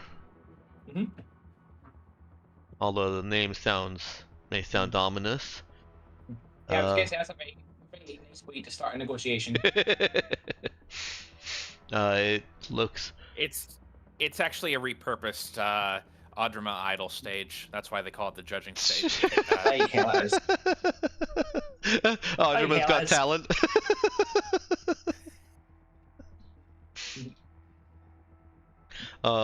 Sorry, did I interrupt something? Nope. You are escorted into a room with a long table and a window towards which all of the chairs are facing. Pretty obvious that the window is a screen, or going to be a screen.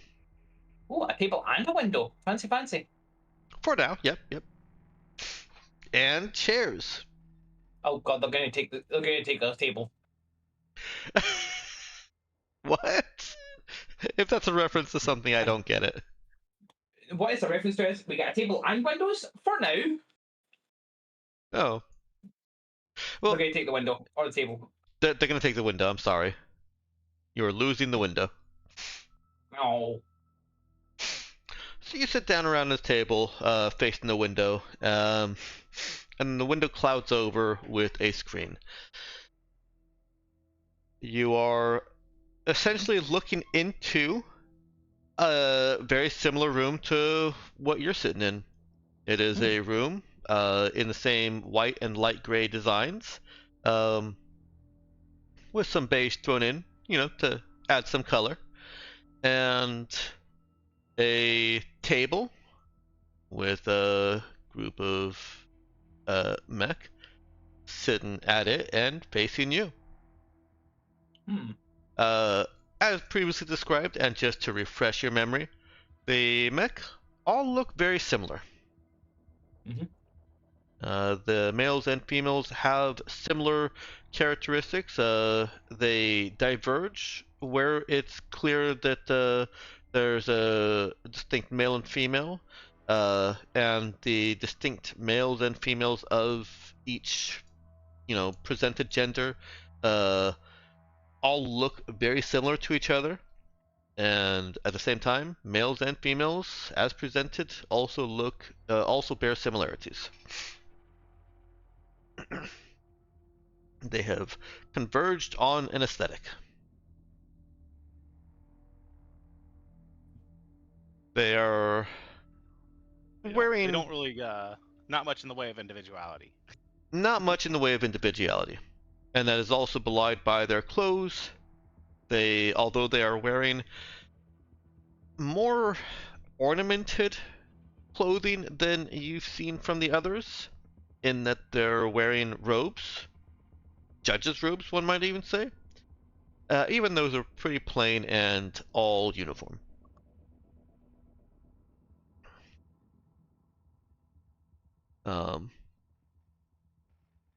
And one of them speaks, says, Audrima understands you have questions you wish to ask and favors you wish to ask of Audrima. You've been brought here before this Audrima tribunal for your requests and your character to be judged. Mm-hmm.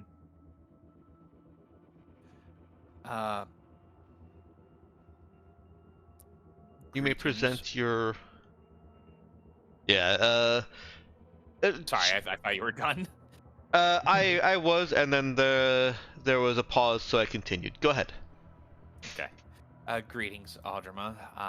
This is Tranquility Counselor, Virgilia. I'm primarily here to...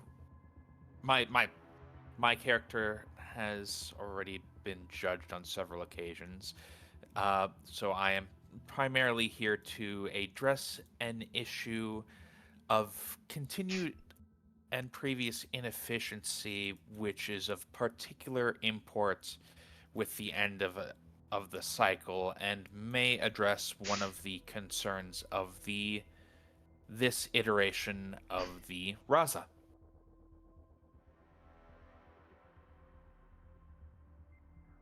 As well as future iterations of the Raza.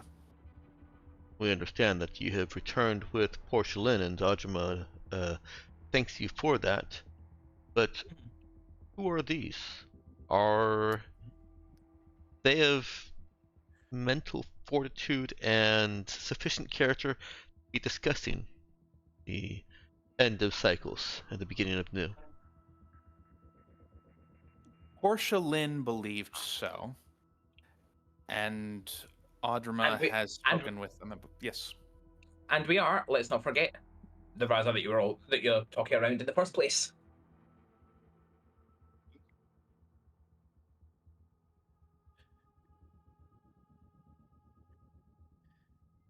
Was Virgilia going to continue?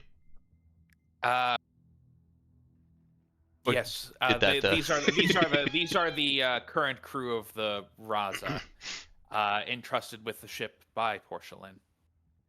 I think what they're basically saying they have a very high standard for the crew for us, essentially, and they don't want to commit too much until that they can sure that standard is met, right? Basically, what they're saying is, we are the adults. Are these children, or are these also adults? They are adults by the standard of the normal Raza crew. So take that as you will. Yeah, I guess the question is, do they have? I don't know. This is a trial situation or something? I think there's some room for explanation, because Virgilia would know a little bit and could have filled in. Sort of. You're asking Audrima to do something that a group of Audrima have said no, and you basically are appealing to the higher court of all Audrima. So it's not exactly a trial, but you are making a case. Well, sorry. When I say trial, I mean like trials to prove worthiness. No. Not really. Okay. I was gonna say, it's like I just feel like I'm really getting that vibe from them that they have this, they have some threshold that needs to be met, some sort of standards that need to be met by the current crew of the current Raza before they will throw their weight No, behind it, right? I think this should be seen less as that and more just us appearing before a city planning commission, except they're weirdly formal about it. That's fair. I think that's fair. Okay. Yeah. Anyways, yes, carry on. Oh. I will say though that there is some merit to the question of are they trying to judge if you're worthy? Maybe not by gauntlet of flames or any physical kind of trial, but yeah, they don't have like a series that's like, hey, if you pass these trials, we'll support you. Yeah, no, they don't. Or whatever. Yeah. Okay. Or actually, I should say, you Have already they considered did that. it? Oh, okay. Oh, because we brought Porcelain back? Yeah. And I suppose have Porcelain's endorsement? I mean, as far as trials go, that was, depending on the circumstances of the cycle, that could be very difficult. I suppose, yeah. It wasn't exactly easy for you guys either. Yeah, I was gonna say actually, yeah, getting to a point where it wasn't like only one team is leaving this alive. Getting out of that was definitely a little scary. I don't think that would have happened without Das.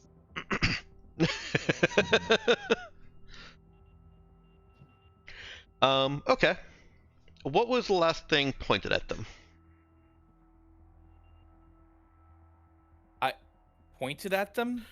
Yeah, the last comment or phrase or question. Yeah, what was the last point made in character, essentially? Yeah. Oh, we are the current members of the Raza as well. Yeah. Okay.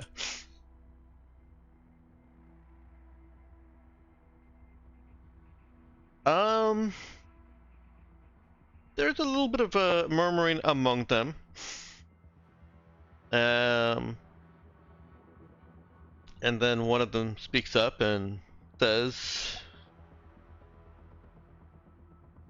Audrima believes this meets the threshold. What did you want to discuss with us?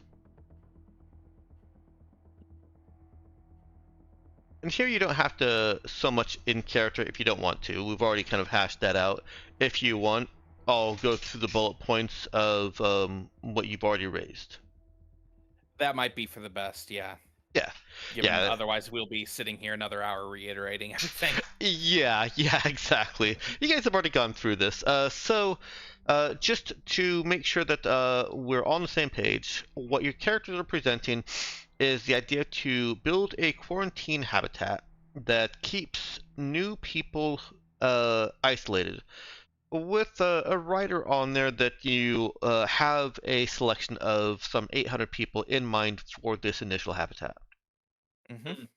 It also can serve as a future contact point. Your characters can certainly express this as a future contact point for any and all interactions, but they'll, narrow that down to we only intend to make contact with the Raza,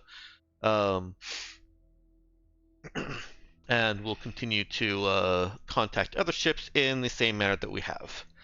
But they do. It is kind of put into the discussion that this is a place that the next Raza, the location of which could be fed to the next Raza, so that they can just go straight there instead of going through the rigmarole that you guys have had to go through.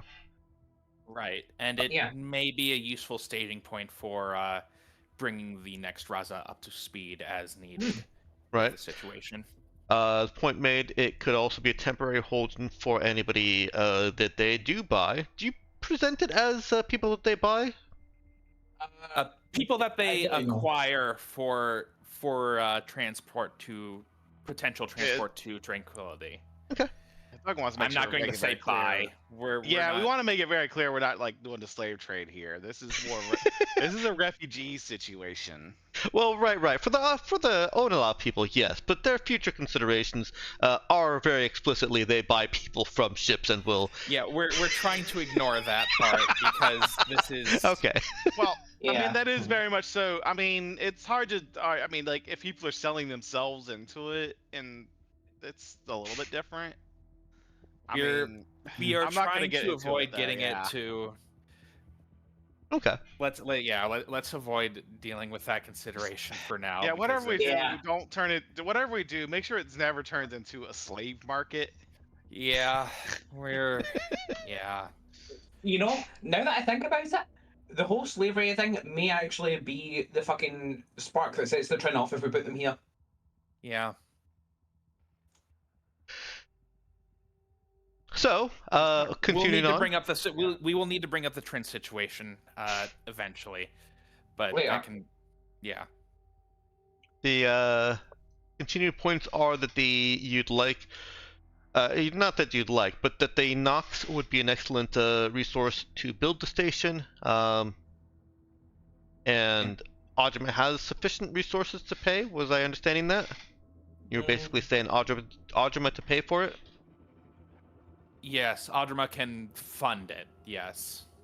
To expedite construction on the Nox's behalf, since the construction does need to be finished before the end of the cycle. Okay. And while Audrima has the resources to pay for it, it does not have the current means to produce a space station of suitable size before the end of the cycle. Okay. And you're also intending to raise the possibility of bringing some Trin as well. No, at this point, I don't think. We need to bring up the consideration. We need to inform them that that is a consideration for the future, though it will also need further discussion. The primary focus should be on the refugee situation. Okay. I mean, yeah. Do we start thinking of this as like a seed vault kind of situation? Kinda. Yeah. Well, like we do need to bring up the Trin because it will be awkward to bring it up later. That much is fair, yeah. I think we need to introduce it to Audrima for consideration and see if they have any and see if they have as an aside, we just kind of mentioned. By the way, we're also thinking about the Trin, and then just leave it there for now. A very small population. The idea. We are considering something like this, or either this or something similar to this for a small population of the Trin to be similarly protected into the next cycle. I think both ways it bears mentioning that, both the Trin and the people who are being subsumed into the Emperor world, both of those are very interesting populations of people for Audrima to study. Like, you can't just fucking go out to the shops and pick up some Trin to investigate, you know? And the Trin do have certain advances in the biosciences which may be useful to cases like porcelains, vis-a-vis biodegeneration or further adaptations necessary for Audrima insofar as any further possible cybernetic. Yeah, and insofar as any adaptations are needed. Anyway. And the Onalans are basically, as far as we know, they're a unique circumstance. Right? So that's a fascinating research opportunity, if nothing else. I don't know, I feel like we... just when you put it as... So we want to put some colonies here and we want you to pay for it. Just made it sound like they've got so much money, though.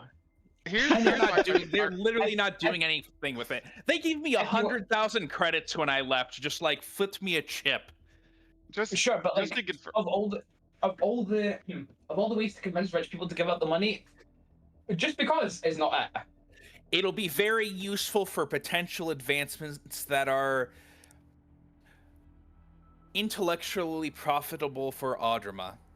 And potentially beneficial. Ask a clarifying question. Yeah. Is our heart settled in the refugees here in Audrima? I mean, not strictly, but we do want. Not strictly. We want to make a strong case here, and okay. Yeah. But we're not like, this is not absolutely. This is the end plan. Right. But we might as well make as good an argument as we can and see what the reaction is, and then we can just say it's like, oh, sorry, no, we can't. We had other plans. just want to say, just read that option up. I don't know how if they'd be offended by that or not. I actually, sorry, if we I'm make not sure a passionate argument. I'm saying, like, if we make impassioned arguments for them to take in these people and go through this whole project, and then we just change our minds later. That I don't know. I don't know if that would sour relations or not. But I just want to bring that up. Probably not. I think they'd like they don't have the space station. So we can make as passionate arguments we want here. Okay. Yeah. Both of you to mention to assume that their relationships are not already sour. Yeah. Cool.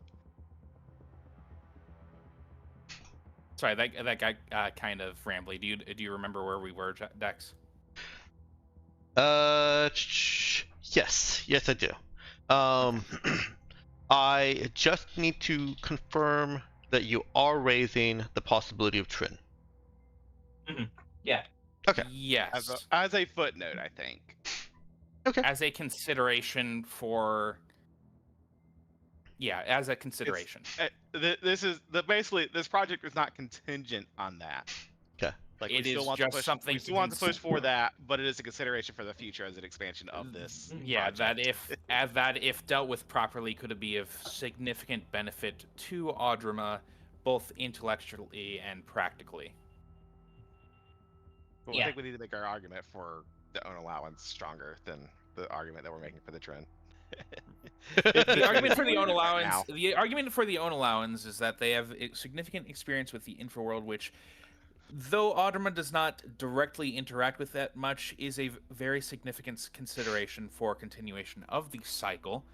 They are baseline humans, therefore using the new space station as a staging point for their integration is simpler to do than with the considerations necessary for further integrating the Trin.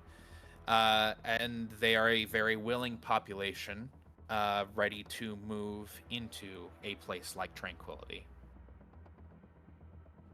Therefore, they are a very good test population for this project.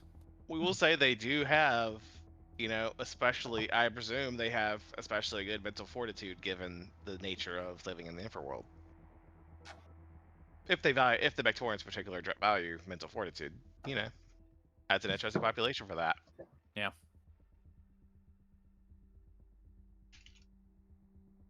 Okay. Give me one moment.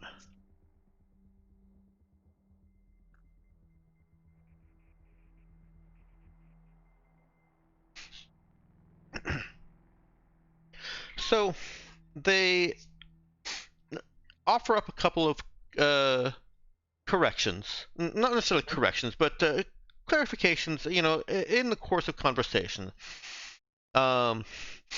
They see their role over Tranquility not as studying the humans, but as being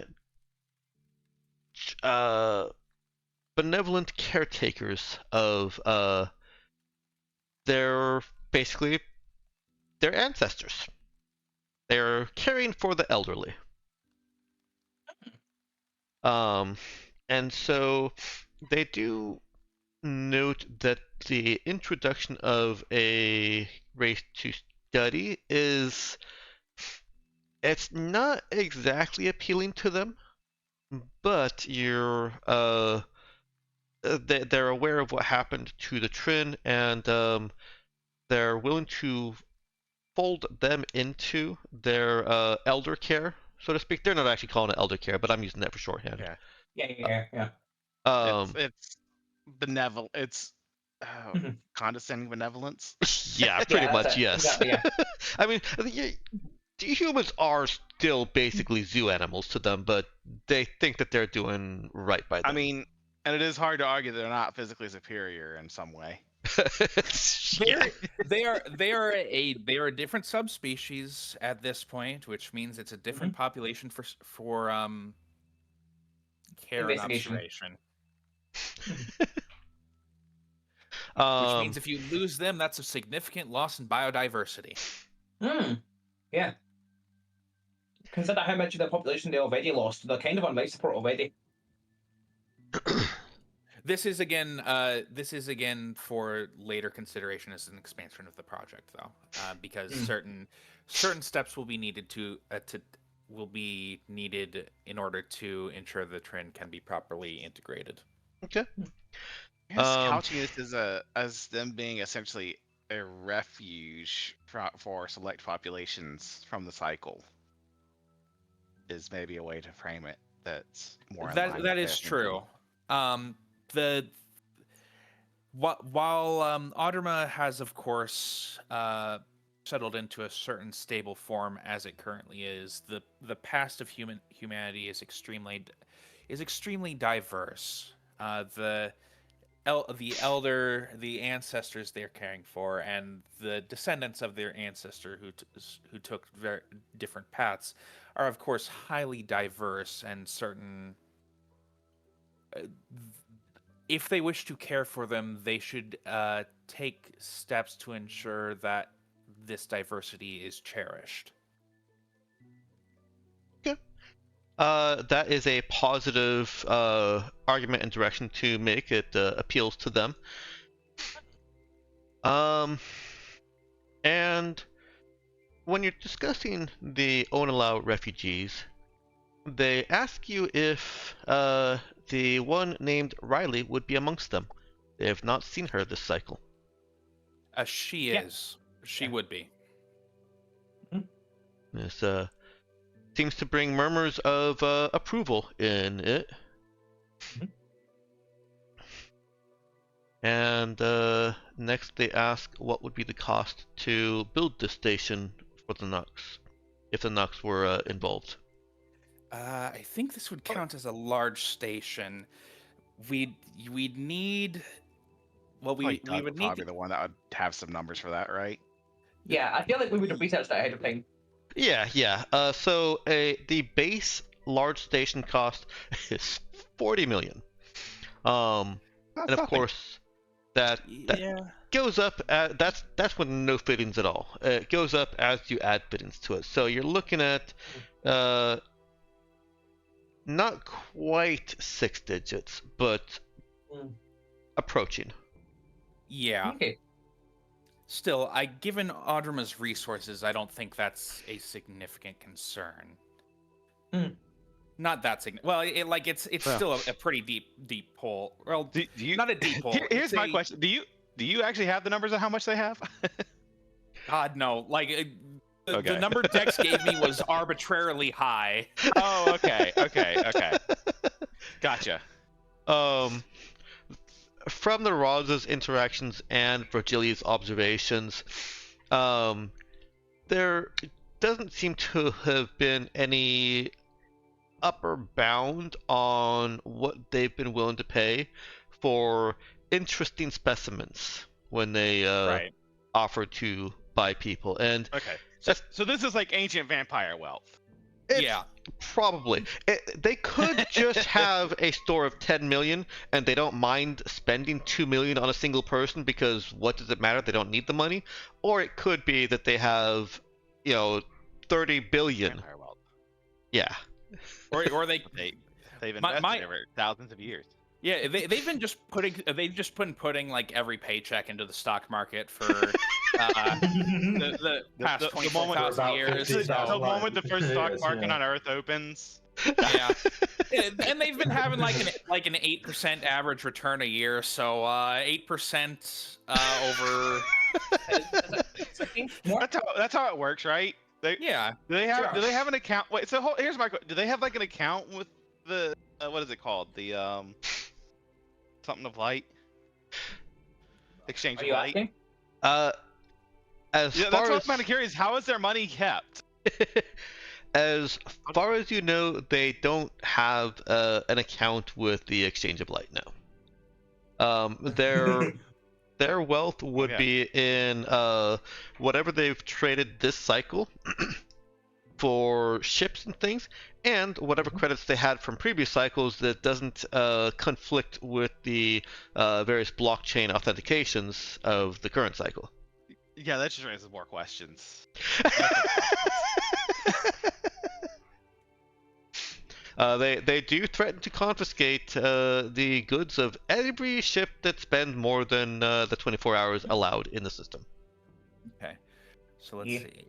If they put in $1,000 at a rate of 8% return a year for over 24,000 years, yeah, they would have the stock market. They would have roughly 1.5 times 10 to the 805th. Yeah, I mean, when I put 8% return over 15,000 years into my unit conversion, it says it's too big. It's literally rounding to Here's the thing. and that's starting from 1. I don't think that really works, though. No, it doesn't. No. Obviously, It needs to be an institution, and then that money is like sitting around. No one asks questions. Yeah, there's too many things wrong with this. This is why I said this raises too many questions. We should stop pursuing this line of questioning. The thing there is, though, even if you get 0.2% over 15,000 years, that's still 10 trillion. Yeah, but where are they getting that 0.2% from? I don't know. It just has to average the 0.2. Oh God! Look, the point is, even if they haven't been investing it, they've had a lot of time to acquire stuff. Their wealth is material. It is in credit sticks, but as I said, the credit sticks don't necessarily carry over from one cycle to another due to blockchain authentication. You know, it has to actually authenticate as a valid credit. Yeah, that's thing. I wonder how often that's caused some real confusion at the Exchange of Light. Well, I have thought about that some. Actual like financial discrepancies of credit sticks from previous managing to make it to the next cycle. Here's the question, Dex. There's an easier answer. If we were to acquire most of the material in the universe and put it all here, would we be able to double the mass of the universe? Oh no! For the next cycle. No. Oh. No, even if you filled up the entire space that carries forward, it is a paltry amount compared to the mass of the universe. I'm sorry. All right. Well, here's a more sensible question then. If we were to bring additional mass here, would that mass add even marginally to the mass of the universe in the next cycle, or is mass constant? It would add even marginally to the mass of the next cycle. Well, you would disrupt things. I think we should be satisfied with doubling crew every cycle. Okay. Are you sure? It's like if we just like parked a fleet of ships here and then mothballed them very well. I'm just saying. I think we had the same thought last cycle, actually. Okay. And then we don't have a fleet here, we also weren't as on in a strongest position with Audrima at that time either. Right. So, you know, Audrima refused it last time. Yeah, but we didn't deliver them porcelain last time. Mm-hmm. Look, there's a lot of stuff we can consider this cycle. Yeah. New options are on the table.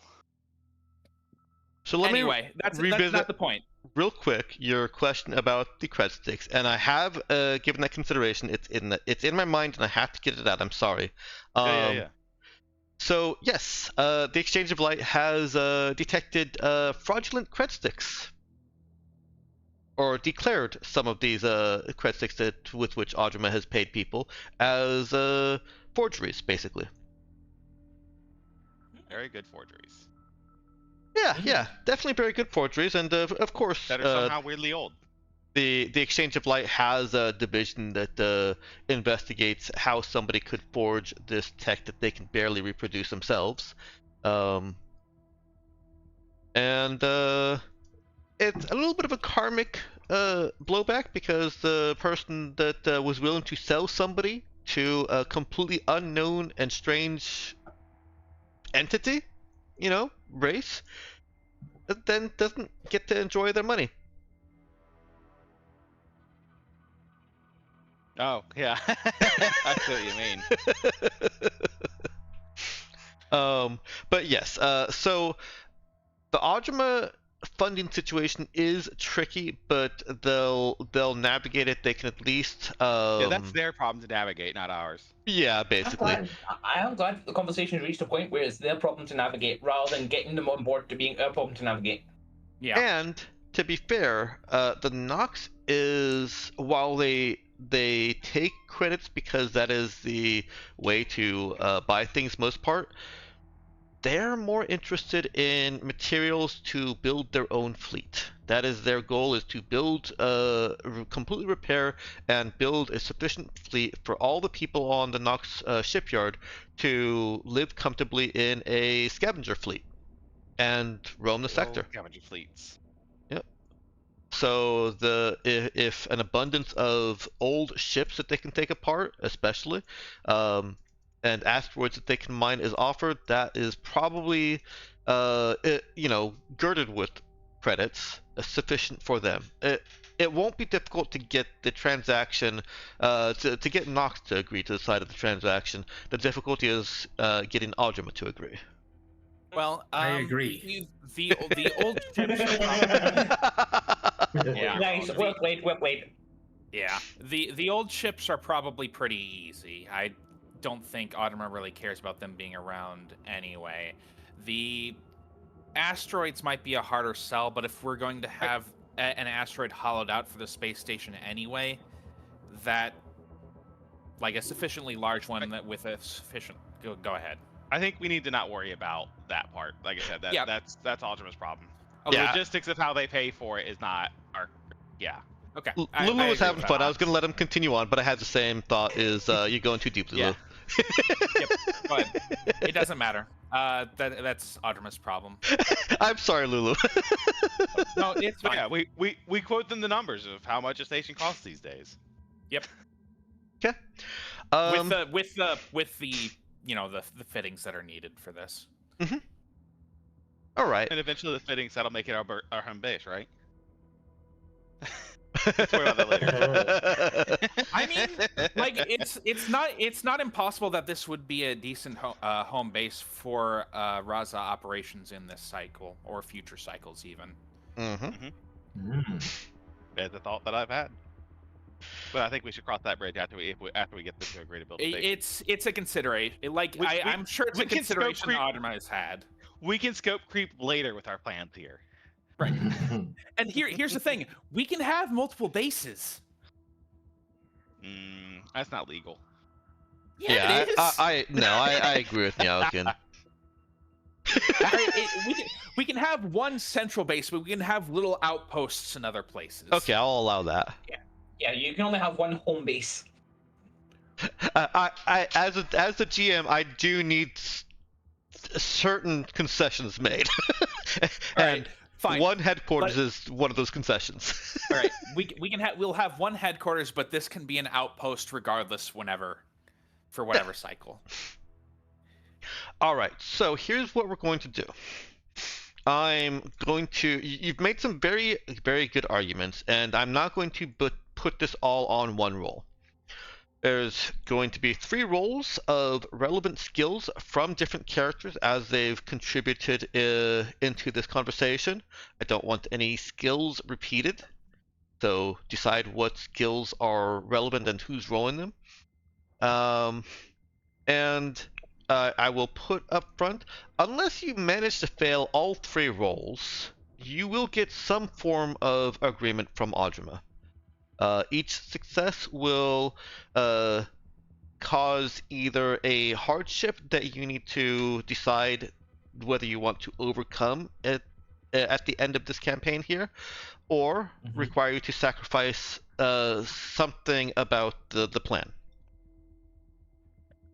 There is one more thing I'd like to bring up, which is my authority feature that I have not really used yet. Okay. But the first level of that, I think I would contend in this case. I would like to request. Is that where you're going with that? Actually, I did not hear what you said. Oh, that the PCs count as followers in this case? No. What? No. Oh, okay. I was actually talking about the level 1 of it. Oh, I see. Right. Okay. And given the situation is already calling for that, I would like to advocate for that counting as a reroll on my part. I think that's fair. I'll take that. And I'll even allow you to apply the reroll to any one of the 3 rolls. Oh, space. The other thing I was going to ask for is whether we can help each other on these rolls. For this one, I'm going to say no, unless somebody has a specific feature that is designed for assisting. I actually do, which is eclectic memory, which lets me add the additional +1. Okay. Go ahead and post that up for me. All right. You can aid an ally that has already been successfully aided, granting them a +1 bonus. Okay. That's 2 things coming from you, but it is what your character is built to do. So, yes, I'll allow that also. Okay. Yeah. This is like killing blow plus big fun gun working together. Yeah, pretty much. Sorry, veterans to make the rolls. And can I also actually advocate one more thing, that the people who don't make these rolls can also help, since that way they can contribute too. I wasn't intending for there to be assists on this. Okay, that's fair. But I want to bring up every option.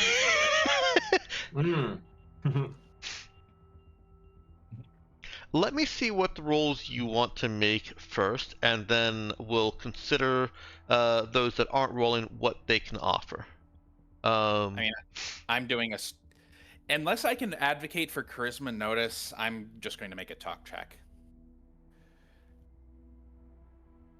Obviously. Yeah. There's only so much I can do with charisma notice. So yeah, look, I'm making a talk check. Okay. You gotta make it 10. I'll take that. Wait, who was to make the roll? Sorry, I missed that. You said 3 rolls, I didn't catch it. Yep, that's what you guys are deciding now. I'm obviously going to argue for a fixed ant for Doug for laying out the plans for a station. Okay. I think that is very logical. Dex, would you be willing? Would you say that Percy has been pushing for their interest in, like, hey, these are bits that work for you. Like, this is an interesting population. They have enough that I can use Connect. Yes, I would allow Connect. Okay, I would like to call dibs on Connect. Yeah. Why don't you all type, like Meowkin has done, type it into chat. And Meowkin, if you could post it again, just because Lulu is stealing all the chat screen. I have a lot of 8 other features. I don't know what you want me to tell you. How about this, Lulu? I'll let you use all 3 of them if Virgilia isn't actually rolling. Ooh, crazy. That's an interesting idea. All right, if I can help multiple people on this, I'll take that. Otherwise, like, I do have diplomat here, which is the reroll ones thing. So. Yeah. So this would be the authority would let you give one of those rolls a reroll. The eclectic memory would let you apply a +1 bonus. I'm not even going to ask you to roll because you're already rolling the authority to 1 roll, and I'll let you do that after the roll. And the mind link, I would let one of the people who is not rolling roll an aid check. One more person rolling. So we need one more person rolling, and that would leave the other person to aid in some way. Okay. That's the way I see it. So we have Nox, we have Kana and Das still outstanding. I don't suppose I can hack this conversation. I'm afraid not. No, I thought not. Well, actually, there might be a space for Oh, God. program here. Oh God. Okay. Let's hear it. So, I mean, it'd probably be a similar space for Doug. The protocols for laying out the space station and like getting it functional in the way they want could be applied to program. I'm trying to think. In that case, I mean, you could have Dash take that, and I assist with fix. What one else? way or the other. Has Kana suggested anything? Not yet. No, mostly because I don't think I have anything. Your main things are pilot and teleport, correct? Yep. Yeah. I'm pretty much all in program. I've got a bit of trade, bit of notice. Well, actually, but pilot, I think, might be interesting. I was gonna say, I feel like there's almost something with pilot. Look, here's my my point of advocate. Pilot implies an intimate familiarity with spaceships, correct? Yes. The Nox are the primary shipbuilders in system. Pilot thus implies an intimate familiarity with Nox. Hey, look, I'm trying my best here, Dax. I'm laughing at the intimate familiarity, but I'm going with it so far. I have been known to know myself. I guess You fucked them ship. Oh, there went my PG-13 rating. You said it twice. And we only had one. Oh, I'm sorry. Does it make it better if we say that she boned her ship? I Carry on. want to tell you the difficulty that you'll be rolling against so that you can feel a little bit more confident in skills that are not perfected. The difficulty of these rolls is 8. You're not being asked to make the impossibly high rolls of a focused build. You're just being asked to make 3 successful checks against. It is still a moderately high well, not moderately high. It is still a moderate difficulty, but you don't have to have perfect skills for it. Okay, Nox, how are you feeling about your pilot charisma, if that's allowed? I mean, my pilot is solid, Doug. My charisma is not going to snazz at, but my pilot's pretty solid. Would there be a space for stealth as well? Oh God, how? Like, I'm not saying no, but how? I can punch intelligence them. I'm actually thinking. I'm actually wondering, like, from a military intelligence perspective, if stealth applies to that, could you take a military intelligence approach to the space station as a security apparatus for Audrima? I think you could make that argument and incorporate that as a sneak check. I will say my sneak is 0. Yeah, but Das's isn't. Yeah, I got 2. Yeah. And depending on what attribute, I think that'd be intelligence. It gets even better. That would be intelligence, I'd argue. I would take that. Yeah. Okay. Sneak in works. Would that be okay with Unox? Yeah. All right, and then that leaves Kana to make an assist check using the Mind Link 3d6, right? That's correct. Are you all good with that layout? Uh-huh. All right. Mind Link 3d6, so I just roll 3d6. You'd just choose you'd choose a skill to assist with, which might be pilot or something. Yeah, what skill do you think you would assist with? The only skill that I can assist with is the pilot. Also from that military intelligence angle. Right? That works. Yeah. Then I think I'll allow that skill to assist either the fix or the sneak, and I'll also allow you to do that retroactively because Virgilia is effectively sacrificing what Virgilia has as a good roll. So I want to give you the full benefit of letting these the bonuses be applied retroactively or after the rolls instead of making you decide which is the weakest link in advance. Okay. Yeah, I appreciate that. So do I roll pilot or do I roll 3d6? You'd roll pilot with 3d6. Or wait, I no, normally roll hold on. pilot with 4d6. You'll roll pilot with one extra die than you would normally roll. Yeah. Okay, so I roll pilot with 5d6. Got it. Yes. Yep. Alright, so hold off on your roll. I do want to do the tested rolls first. And just to refresh, so authority is first off, Lulu is making a roll. With authority for the make the request from an NPC. Okay, so you just want me to do the charisma lead check for that? Yes, this one is a higher difficulty than 8 because it has a specific thing set for it. Yes. Okay. Okay. That's 14. That is successful, and that. Wait, did I already say what the benefit of that roll was? I think it was just. You said we would use that in place of a reroll for one of the other rolls. That's right. Perfect. Okay, so that lets you give one of the other rolls a reroll.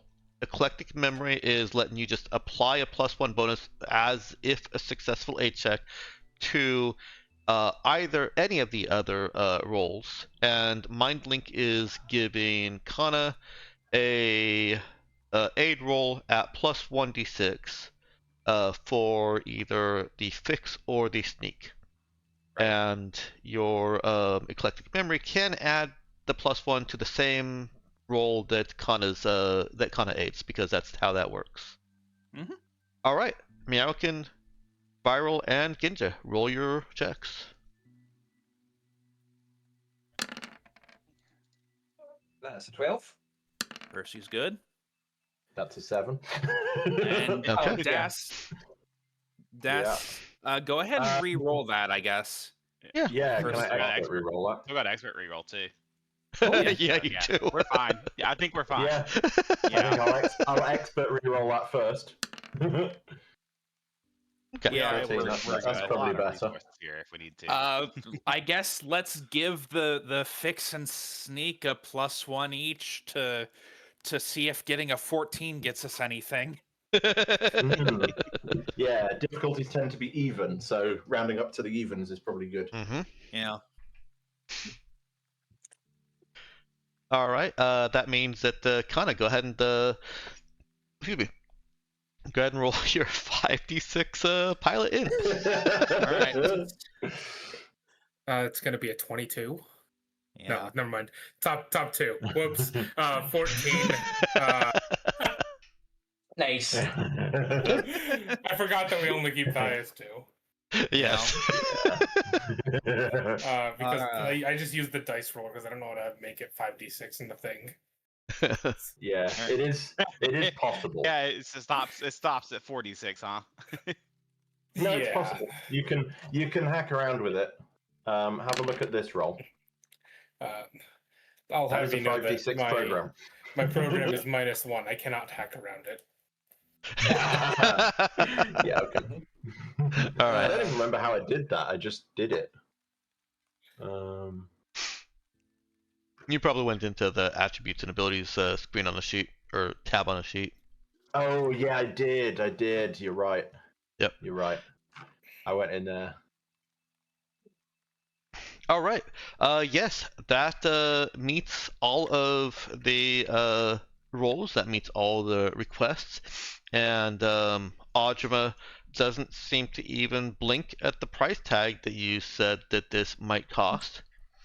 You are not being asked to supplement that, subsidize that at all. So you retain your Nox credits.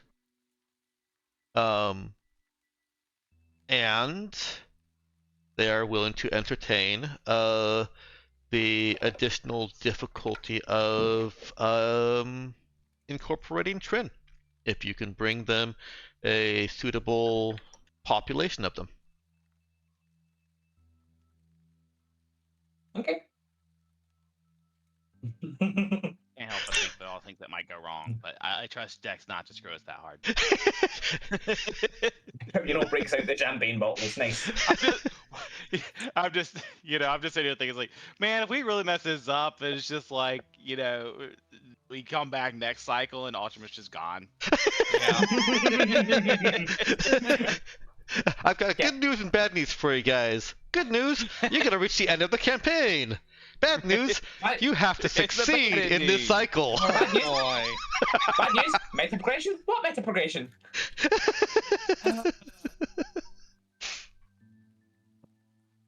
God.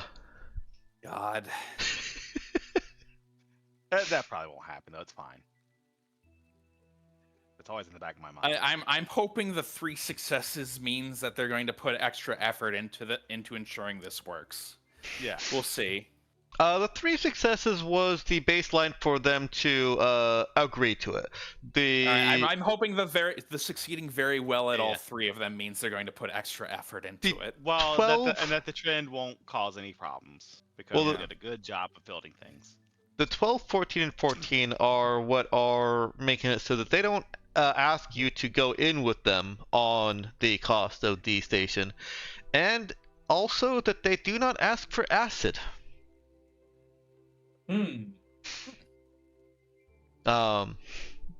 That was one of my notes here, is that with including a population of the Trin, and assuming through discussions that acid has come up as someone who can help develop all of this, that they would ask for basically buy her. I see. Well, I guess we don't need to worry about it now. You don't need to worry about that, no.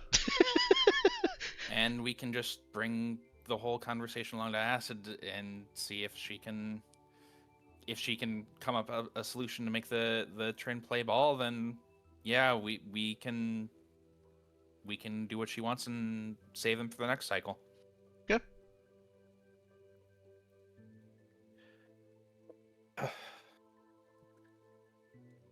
Yeah, you did write it down already.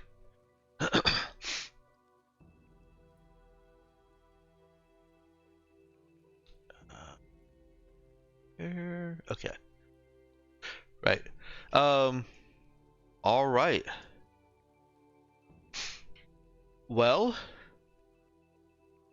with the efficiency of an ant colony whose general decisions and wisdom are guided by a hive mind, they set about to start on this project.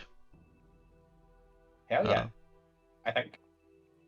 They're going to be planning out where they want this station to be situated within the boundary of space that is preserved, and how they're going to modify their rules. Call them laws, because laws are human things. They've got rules.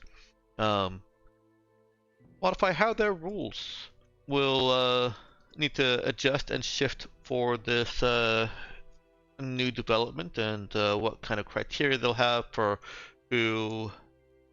which new inhabitants can go down to Tranquility, and at what point, etc., etc. They've got some of their own logistics planning to do. Yeah.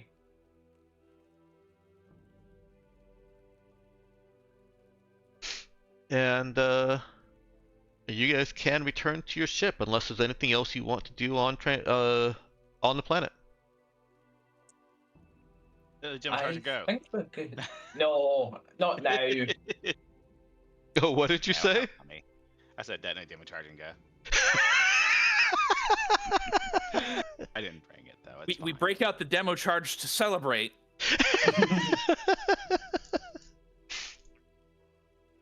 That's our champagne. Celebratory demo jar. You're not actually in the room with any mech, so yeah, we know. Okay, I also didn't pack it because we decided they probably would detect that. We call when we pull the pin, we call it popping the cork. Here's a little gift from us. Rubble cleanup.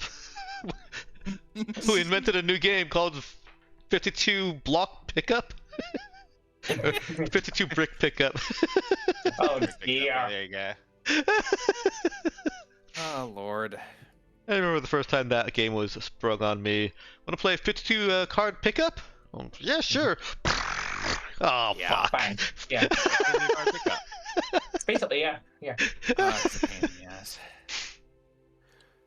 Oh, That's it is. All right. Well, problem is solved for now. Yeah, I imagine for now, with a sense of accomplishment, the crew returned to the Raza. What the hell are we going to do with the 50 people on here for now, though? That's a question. Like, yeah.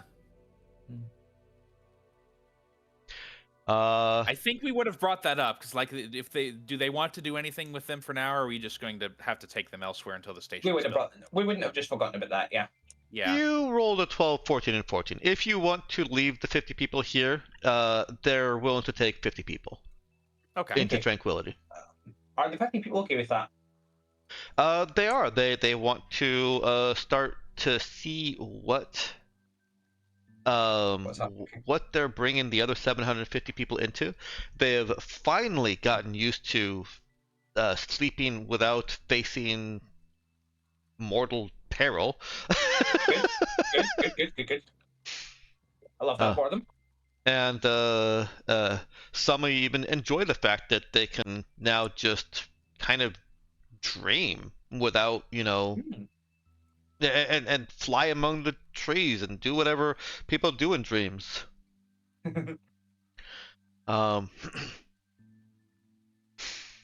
And so yeah, they are willing to be offloaded here. With some fond goodbyes to the crew that have gotten to know them and have been caring for their needs and calming them down when they get agitated. We only brought 50 people, so I didn't make any challenges of it, but it hasn't been a perfectly quiet experience. Yeah, but it has been a much quieter experience than if we brought, more. 800. Yes. Yeah. Yeah. Your security crew has definitely been doing double time, especially with one of them left behind on Onlau. We need to pay them overtime.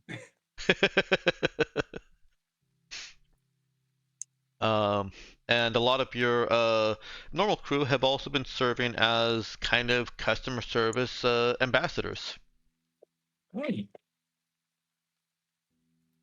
Those of your normal crew that are more sociable. Who you also left on in Onlau. because their sociability they have was to important there, socialize more. Yeah, they have to socialize a larger portion of people. Yeah, that's fair. Yeah.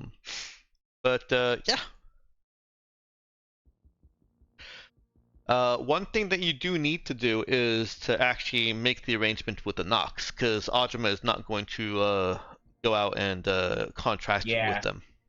Yeah, but that is a relatively simple process. That's a fairly simple process, yeah.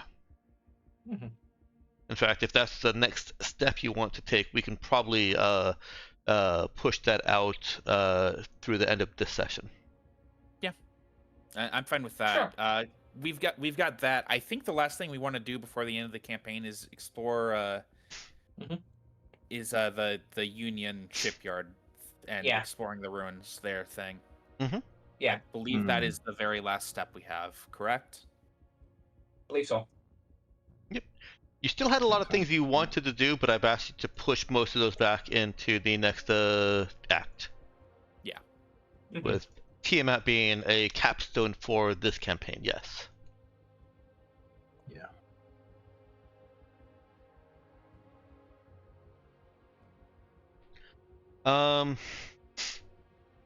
And with your 12, 14, and 14, I'm also going to say that they're amenable to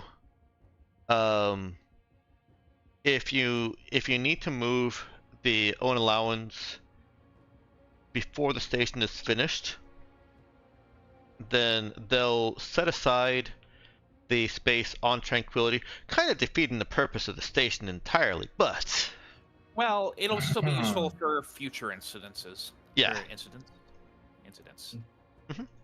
Yeah, it will also just be a temporary housing for them until the station is complete, at which point they would like to put those 800 people, because there's still a lot of people, on the station. So that's all their future planning. But yeah, for the temporary aspect of it, yeah, because it's going to be moved around a bit. We did bring up the transitional aspect of the station. You did. For populations. Okay. We'll also make a plan to set something up for transporting the Trin once we have that idea down. I assume we can probably do that really quick in the Raza. That's something that I'll save until next act, though. That's fine. I'm just thinking that's something that the Raza can probably do without too much concern. Probably. Yeah. Something to worry about later. For now, let's deal with the Nox. But at a certain point, we need to learn how to delegate tasks. No, we're going to micromanage everything. Delegation is what screwed us over last time, probably. Delegate? You mean like trust other people to do things? That's crazy. Yeah, that's definitely what went wrong last time. Yeah. We should have done it all ourselves. With all of our lack of combat skills. We got Percy here. This time. No, we do this. Yeah, no, this time, yeah. I saw it last time. You said what screwed us over was delegating. Oh yeah. It's like, yeah. If we didn't delegate, we wouldn't be able to fight anything. Yeah. Because we were all experts. Yep. God forbid you have a single character that can fight. And that's more than enough. All right. Well, Audrima is conveniently 6 hexes away from Kuti Tahirti. Yeah.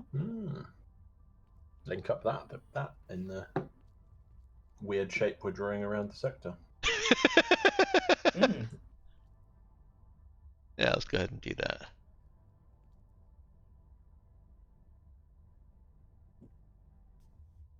Are we inventing Bluetooth? Is that what's happening? Oh yeah, hey, it's a Bluetooth icon. Oops. Yeah, nearly. Yeah, kind of. We should have gone to Panna first, obviously. You know, there.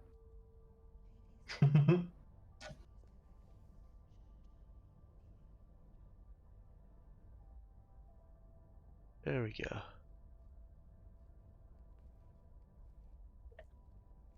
Nah.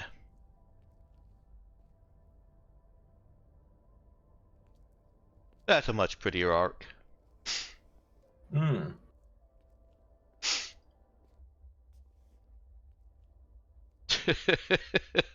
Yeah, I mean, I guess you did invent Bluetooth. Yeah. Obviously, what we got to do after that is go to March, and then like over here. Wait, you didn't completely find a system down here. Yeah. And then come back up. Oh god, it's a nuclear warning. Make the whole sector radioactive. Yeah. I mean, let's not forget we did go to UIS. That is a thing that happened. Not even all that long ago. Yeah. It was just we went to UIS and then we went up here somewhere. Right, okay, I just didn't see it. Yeah, it was like we went. I think we basically went like that, didn't we? This is a weird looking butterfly. The Yep. kind that creates ripples of chaos. All right. So, do you want to roll to to forge a new spike drill path from Audrima to Kudahirti? Is that even a question?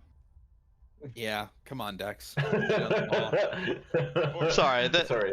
Are we asking Kanna whether she wants to take risks? No, that was just a polite way of saying, Nox, please roll. Right. Yeah.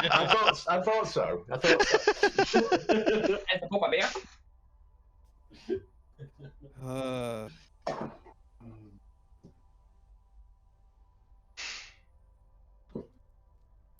I was totally muted. Oh dear. I missed what I'm rolling. Spike You're rolling drill a from pilot check. yeah, spike drill from Audrima to Kudahirti. The 6x jump. No rudder. Oh yeah, easy. Click on this. Add a 5. Is it a 5? Yes. 4? Wait. No, it's a 6. No, it's 5. 5 plus int plus 1. So there. Yeah, I think we're good. Yeah, that's a 20. We're good. Holy shit, and that 20. It's especially impressive because it's on 2d6. Yeah. All right.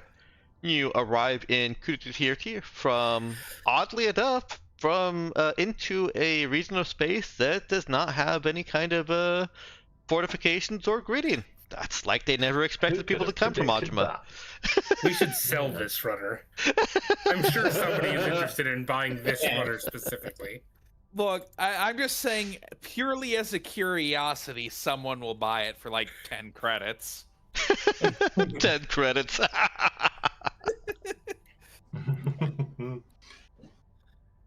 Yeah. All right. And just for a little bit of flavor, how do you want to approach the leadership of the Nox with a project of this scale? You want some money? Yep. So I hear money can be exchanged for goods and services. Yeah. Yeah.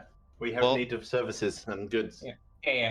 Well, now consider that you are asking them to travel to a place they're unfamiliar with resources sufficient to begin construction of a large space station on the promise of payment, and you are the Raza.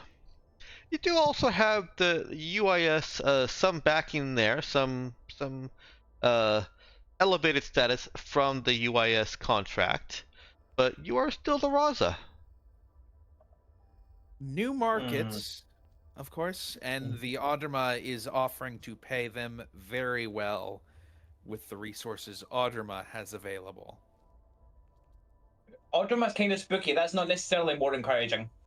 Yeah, and Audrima is extremely spooky, and it's extremely unique contract with a lot of money available. Also, like they know Audrima like buys people for absurd amounts of money sometimes, right? Like, because that's not necessarily. It's not encouraging. It's not encouraging, is what it is. those are rumors on the National Enquirer of the Holonet. It's fine then. Ignore that part then. Which is an absolute rag, so fine. So here's real quick, the things working against you are Audrima is isolated. Audrima has no financial presence in the system, and it is difficult to trust that kind of unknown investor. Especially when the agent approaching is a known terrorist with a good reputation with the Nox. Be fair. Now, the ship is a known terrorist. I am fine. Oh God! And you are currently affiliated with fill in the blank. Audrima, that's right. Who loaned you out to? The way you said that sounded so much like the The circle peg goes in the square. That's right. Yes, it did. Yes, it did. The square hole. But that is actually a direction that you can take, joking aside, is to present Virgilia as an agent for Audrima and not as a part of the Raza. Right, and I think that's actually the direction I'm leaning to go. Okay. Who's our main trader along here as well? Das. Das? I figured. Das is actually going to need to come here to present the economic side of things. Okay. Yeah. I'll present economics. Do you want Doug to come along and present the ship resources side? Yeah, actually, Doug did present all of the station material as well. Sir, the construction plans for the station, I believe. So yeah, at least like a layout of how how you can do this. Mm-hmm. Yeah, it's a skill I'm trying to learn in real life. So well, very compelling. I'm living in the fantasy of being able to do that. Yeah. What will also be very compelling from Doug's side is the derelict ships that Audrima has and is willing to sacrifice to this. Yes. Because those are more valuable than asteroids. And that will be written into the whatever contract we have with Audrima for this purpose. Okay. You've got Virgilia heading the negotiation. You are able to get a meeting with somebody of relative authority and weight in making these decisions. You know that they're not the top decision on a contract of this scale, but you make the case to them, and they'll almost certainly be able to make the case to their superiors. The almost certainly is only a fictional uncertainty. Mechanically, once you've succeeded in convincing this person, they will be able to convince their superior. It'll be done on your side. Yep. That's because logical. ultimately we do have a large amount of money that can be exchanged for a significant amount of goods and services. Yep. So, I, of course, still want a roll because I still want there to be some tension in this, but I am going to bank this one down to a single roll. You've got, like all the things. Yeah. Why don't we have two of you make assistance checks with Virgilia allowing the additional +1 to assist? And one of you make the main roll. All right. I'd say if we're doing mostly a trade approach, Dash should probably make the main roll, especially since she has the expert reroll, which is always beneficial. Yeah. Plus, we get the bonuses from MindLink and Authority here, so yeah, we can better assist, I think. Okay. So you want to go that route? Sounds good to me. You good with that, Meowkin? Yeah, I'm sorry, I did turn out. What was I rolling? You're rolling a fix check for this, the infix again. Oh, okay. You're rolling to assist Das is what's going on there. Oh, sure. With the 3d6 due to the mind link. Oh. Okay. Yeah. With +1 d6, right? Yeah. 1d6 drop. The 3d6 drop 1. Yeah. Ask. Well, yeah, but one extra on what you would already roll. Right. If you're but I don't have specialists. Right. So, Yeah. Okay. Hey. That's pretty good. Certainly adds a +1. +3. Yeah. Mm-hmm. Yeah. And then I will do talk.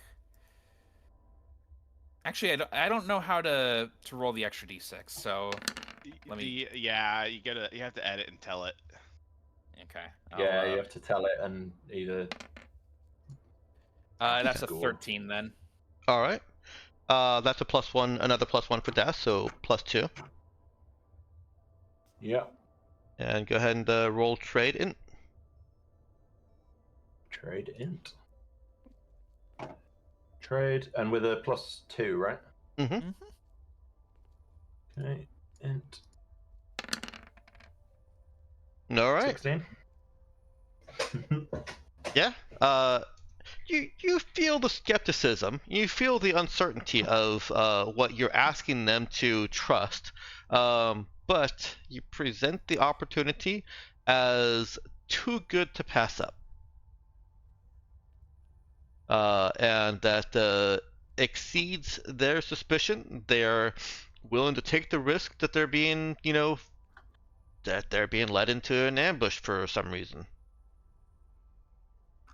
And they will begin preparing a. I mean, they're only going to send a couple scouts and basic foundational materials construction ships initially.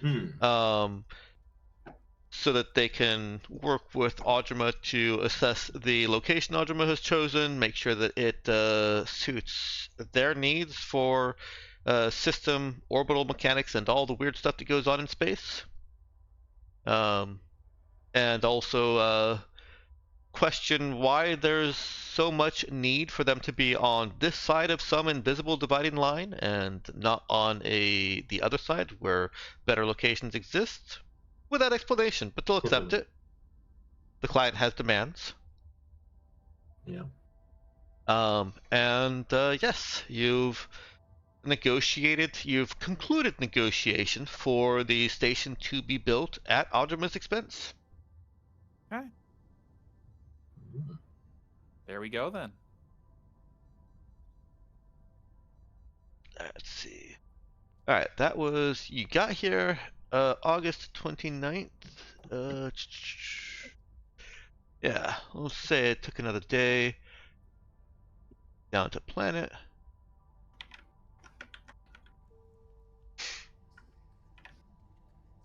And 29th, you say? Back to Horizon.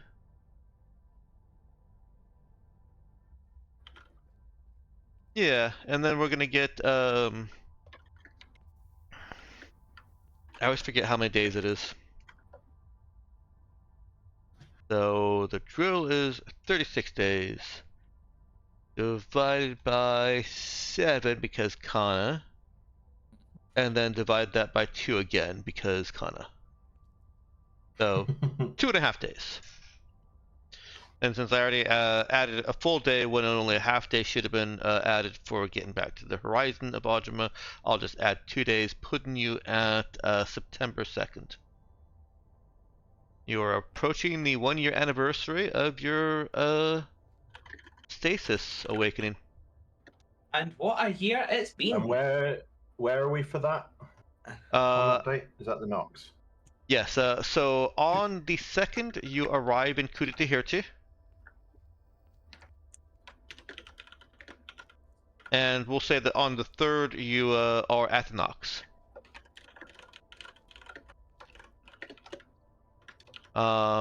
For if anybody, Meowkin, is tracking strict dates since last date, that would be 4 days. Math is hard. Yeah. Early September.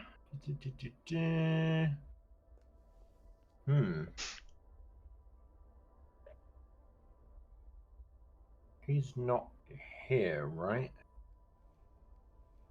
Who's that? Lohan. Oh, he is not here. No, he's on Mona. Yeah.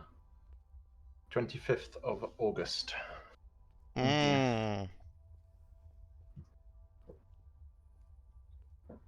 Another 25th. There's lots of 25ths. I don't know what it is. Well, after you observed that, some of the new ones were deliberately 25th. some of them got pushed that way. Yeah, Yes. But it's like, how many have I got? Is it going to tell me how many lines I've got? No. 5, 10, 15, 20, 25. Okay, so I've got 26 on the list. So you'd expect about 1 to be on each date, right? No. On each number. And yet, 25th of May, 25th of June, 25th of August, 25th of September, 25th of December. And some of, like, a decent number of those are PCs as well. I swear those were random until you pointed out the pattern. Well, yeah, but like the ones that were definitely random. There's 3 of them on there. In fact, 4 of them because I counted 2 of them together. Yeah. Because 25th of May is Das. 25th of June is Koana. I don't know if that was random. 25th of August is Lohan. Don't know if that was random. 25th of September is Maximus and Percy, which Percy definitely wasn't. And then 25th of December is Doug. So it's like 3 of them are PCs. Yeah, just like the number 25. Don't know why. Neither do I. Well, yeah. This feels like a good place to end the session. Are there any ending scenes anybody wants to have? Nothing springing to mind for me. Okay. I can't keep track of. I'm losing my grip on mods. So I'm just gonna make some explosives. Okay, that's fine. Yep. More boom. More boom is good. We'll make it easier to track, or we'll try to make it easier to track next time with. All right. Yeah. Just kind of saying, instead of trying to track. Me that's having trouble remembering. Well, I think instead of trying to track how many days you put towards it, in the future in the next campaign, we'll just say, okay, you started this mod this time. It takes this, it takes 1 week or 2 weeks or however many weeks it takes, and you'll be finished this date. And just put all the money for it in advance and specify when it's finished. If something interrupts that in the middle, then we'll revise. But that should make it easier to track, right? That way you don't have to actually count the days. I probably won't do crap next time. Oh well, fair enough. So this is benefiting your pain is benefiting somebody else. Yeah, sure. That's fine by me. It's good. It's good to learn lessons, do retrospectives. Yes. I've been considering making a fixed character this next time. I'll either probably do either the engineer sorter or a pilot. So okay, well then I'll definitely make it more difficult next time. Yeah. Yeah. That's a good idea. Yep. Anyway, I do really like the whole idea of I don't know what's going on with this part of my build anymore. I'm just going to make some bombs about it. Yeah, that's pretty good. I'm just gonna take it easy on my brain and make bombs. Yeah. All right. Well, I'll go ahead and put up the review card. Yeah.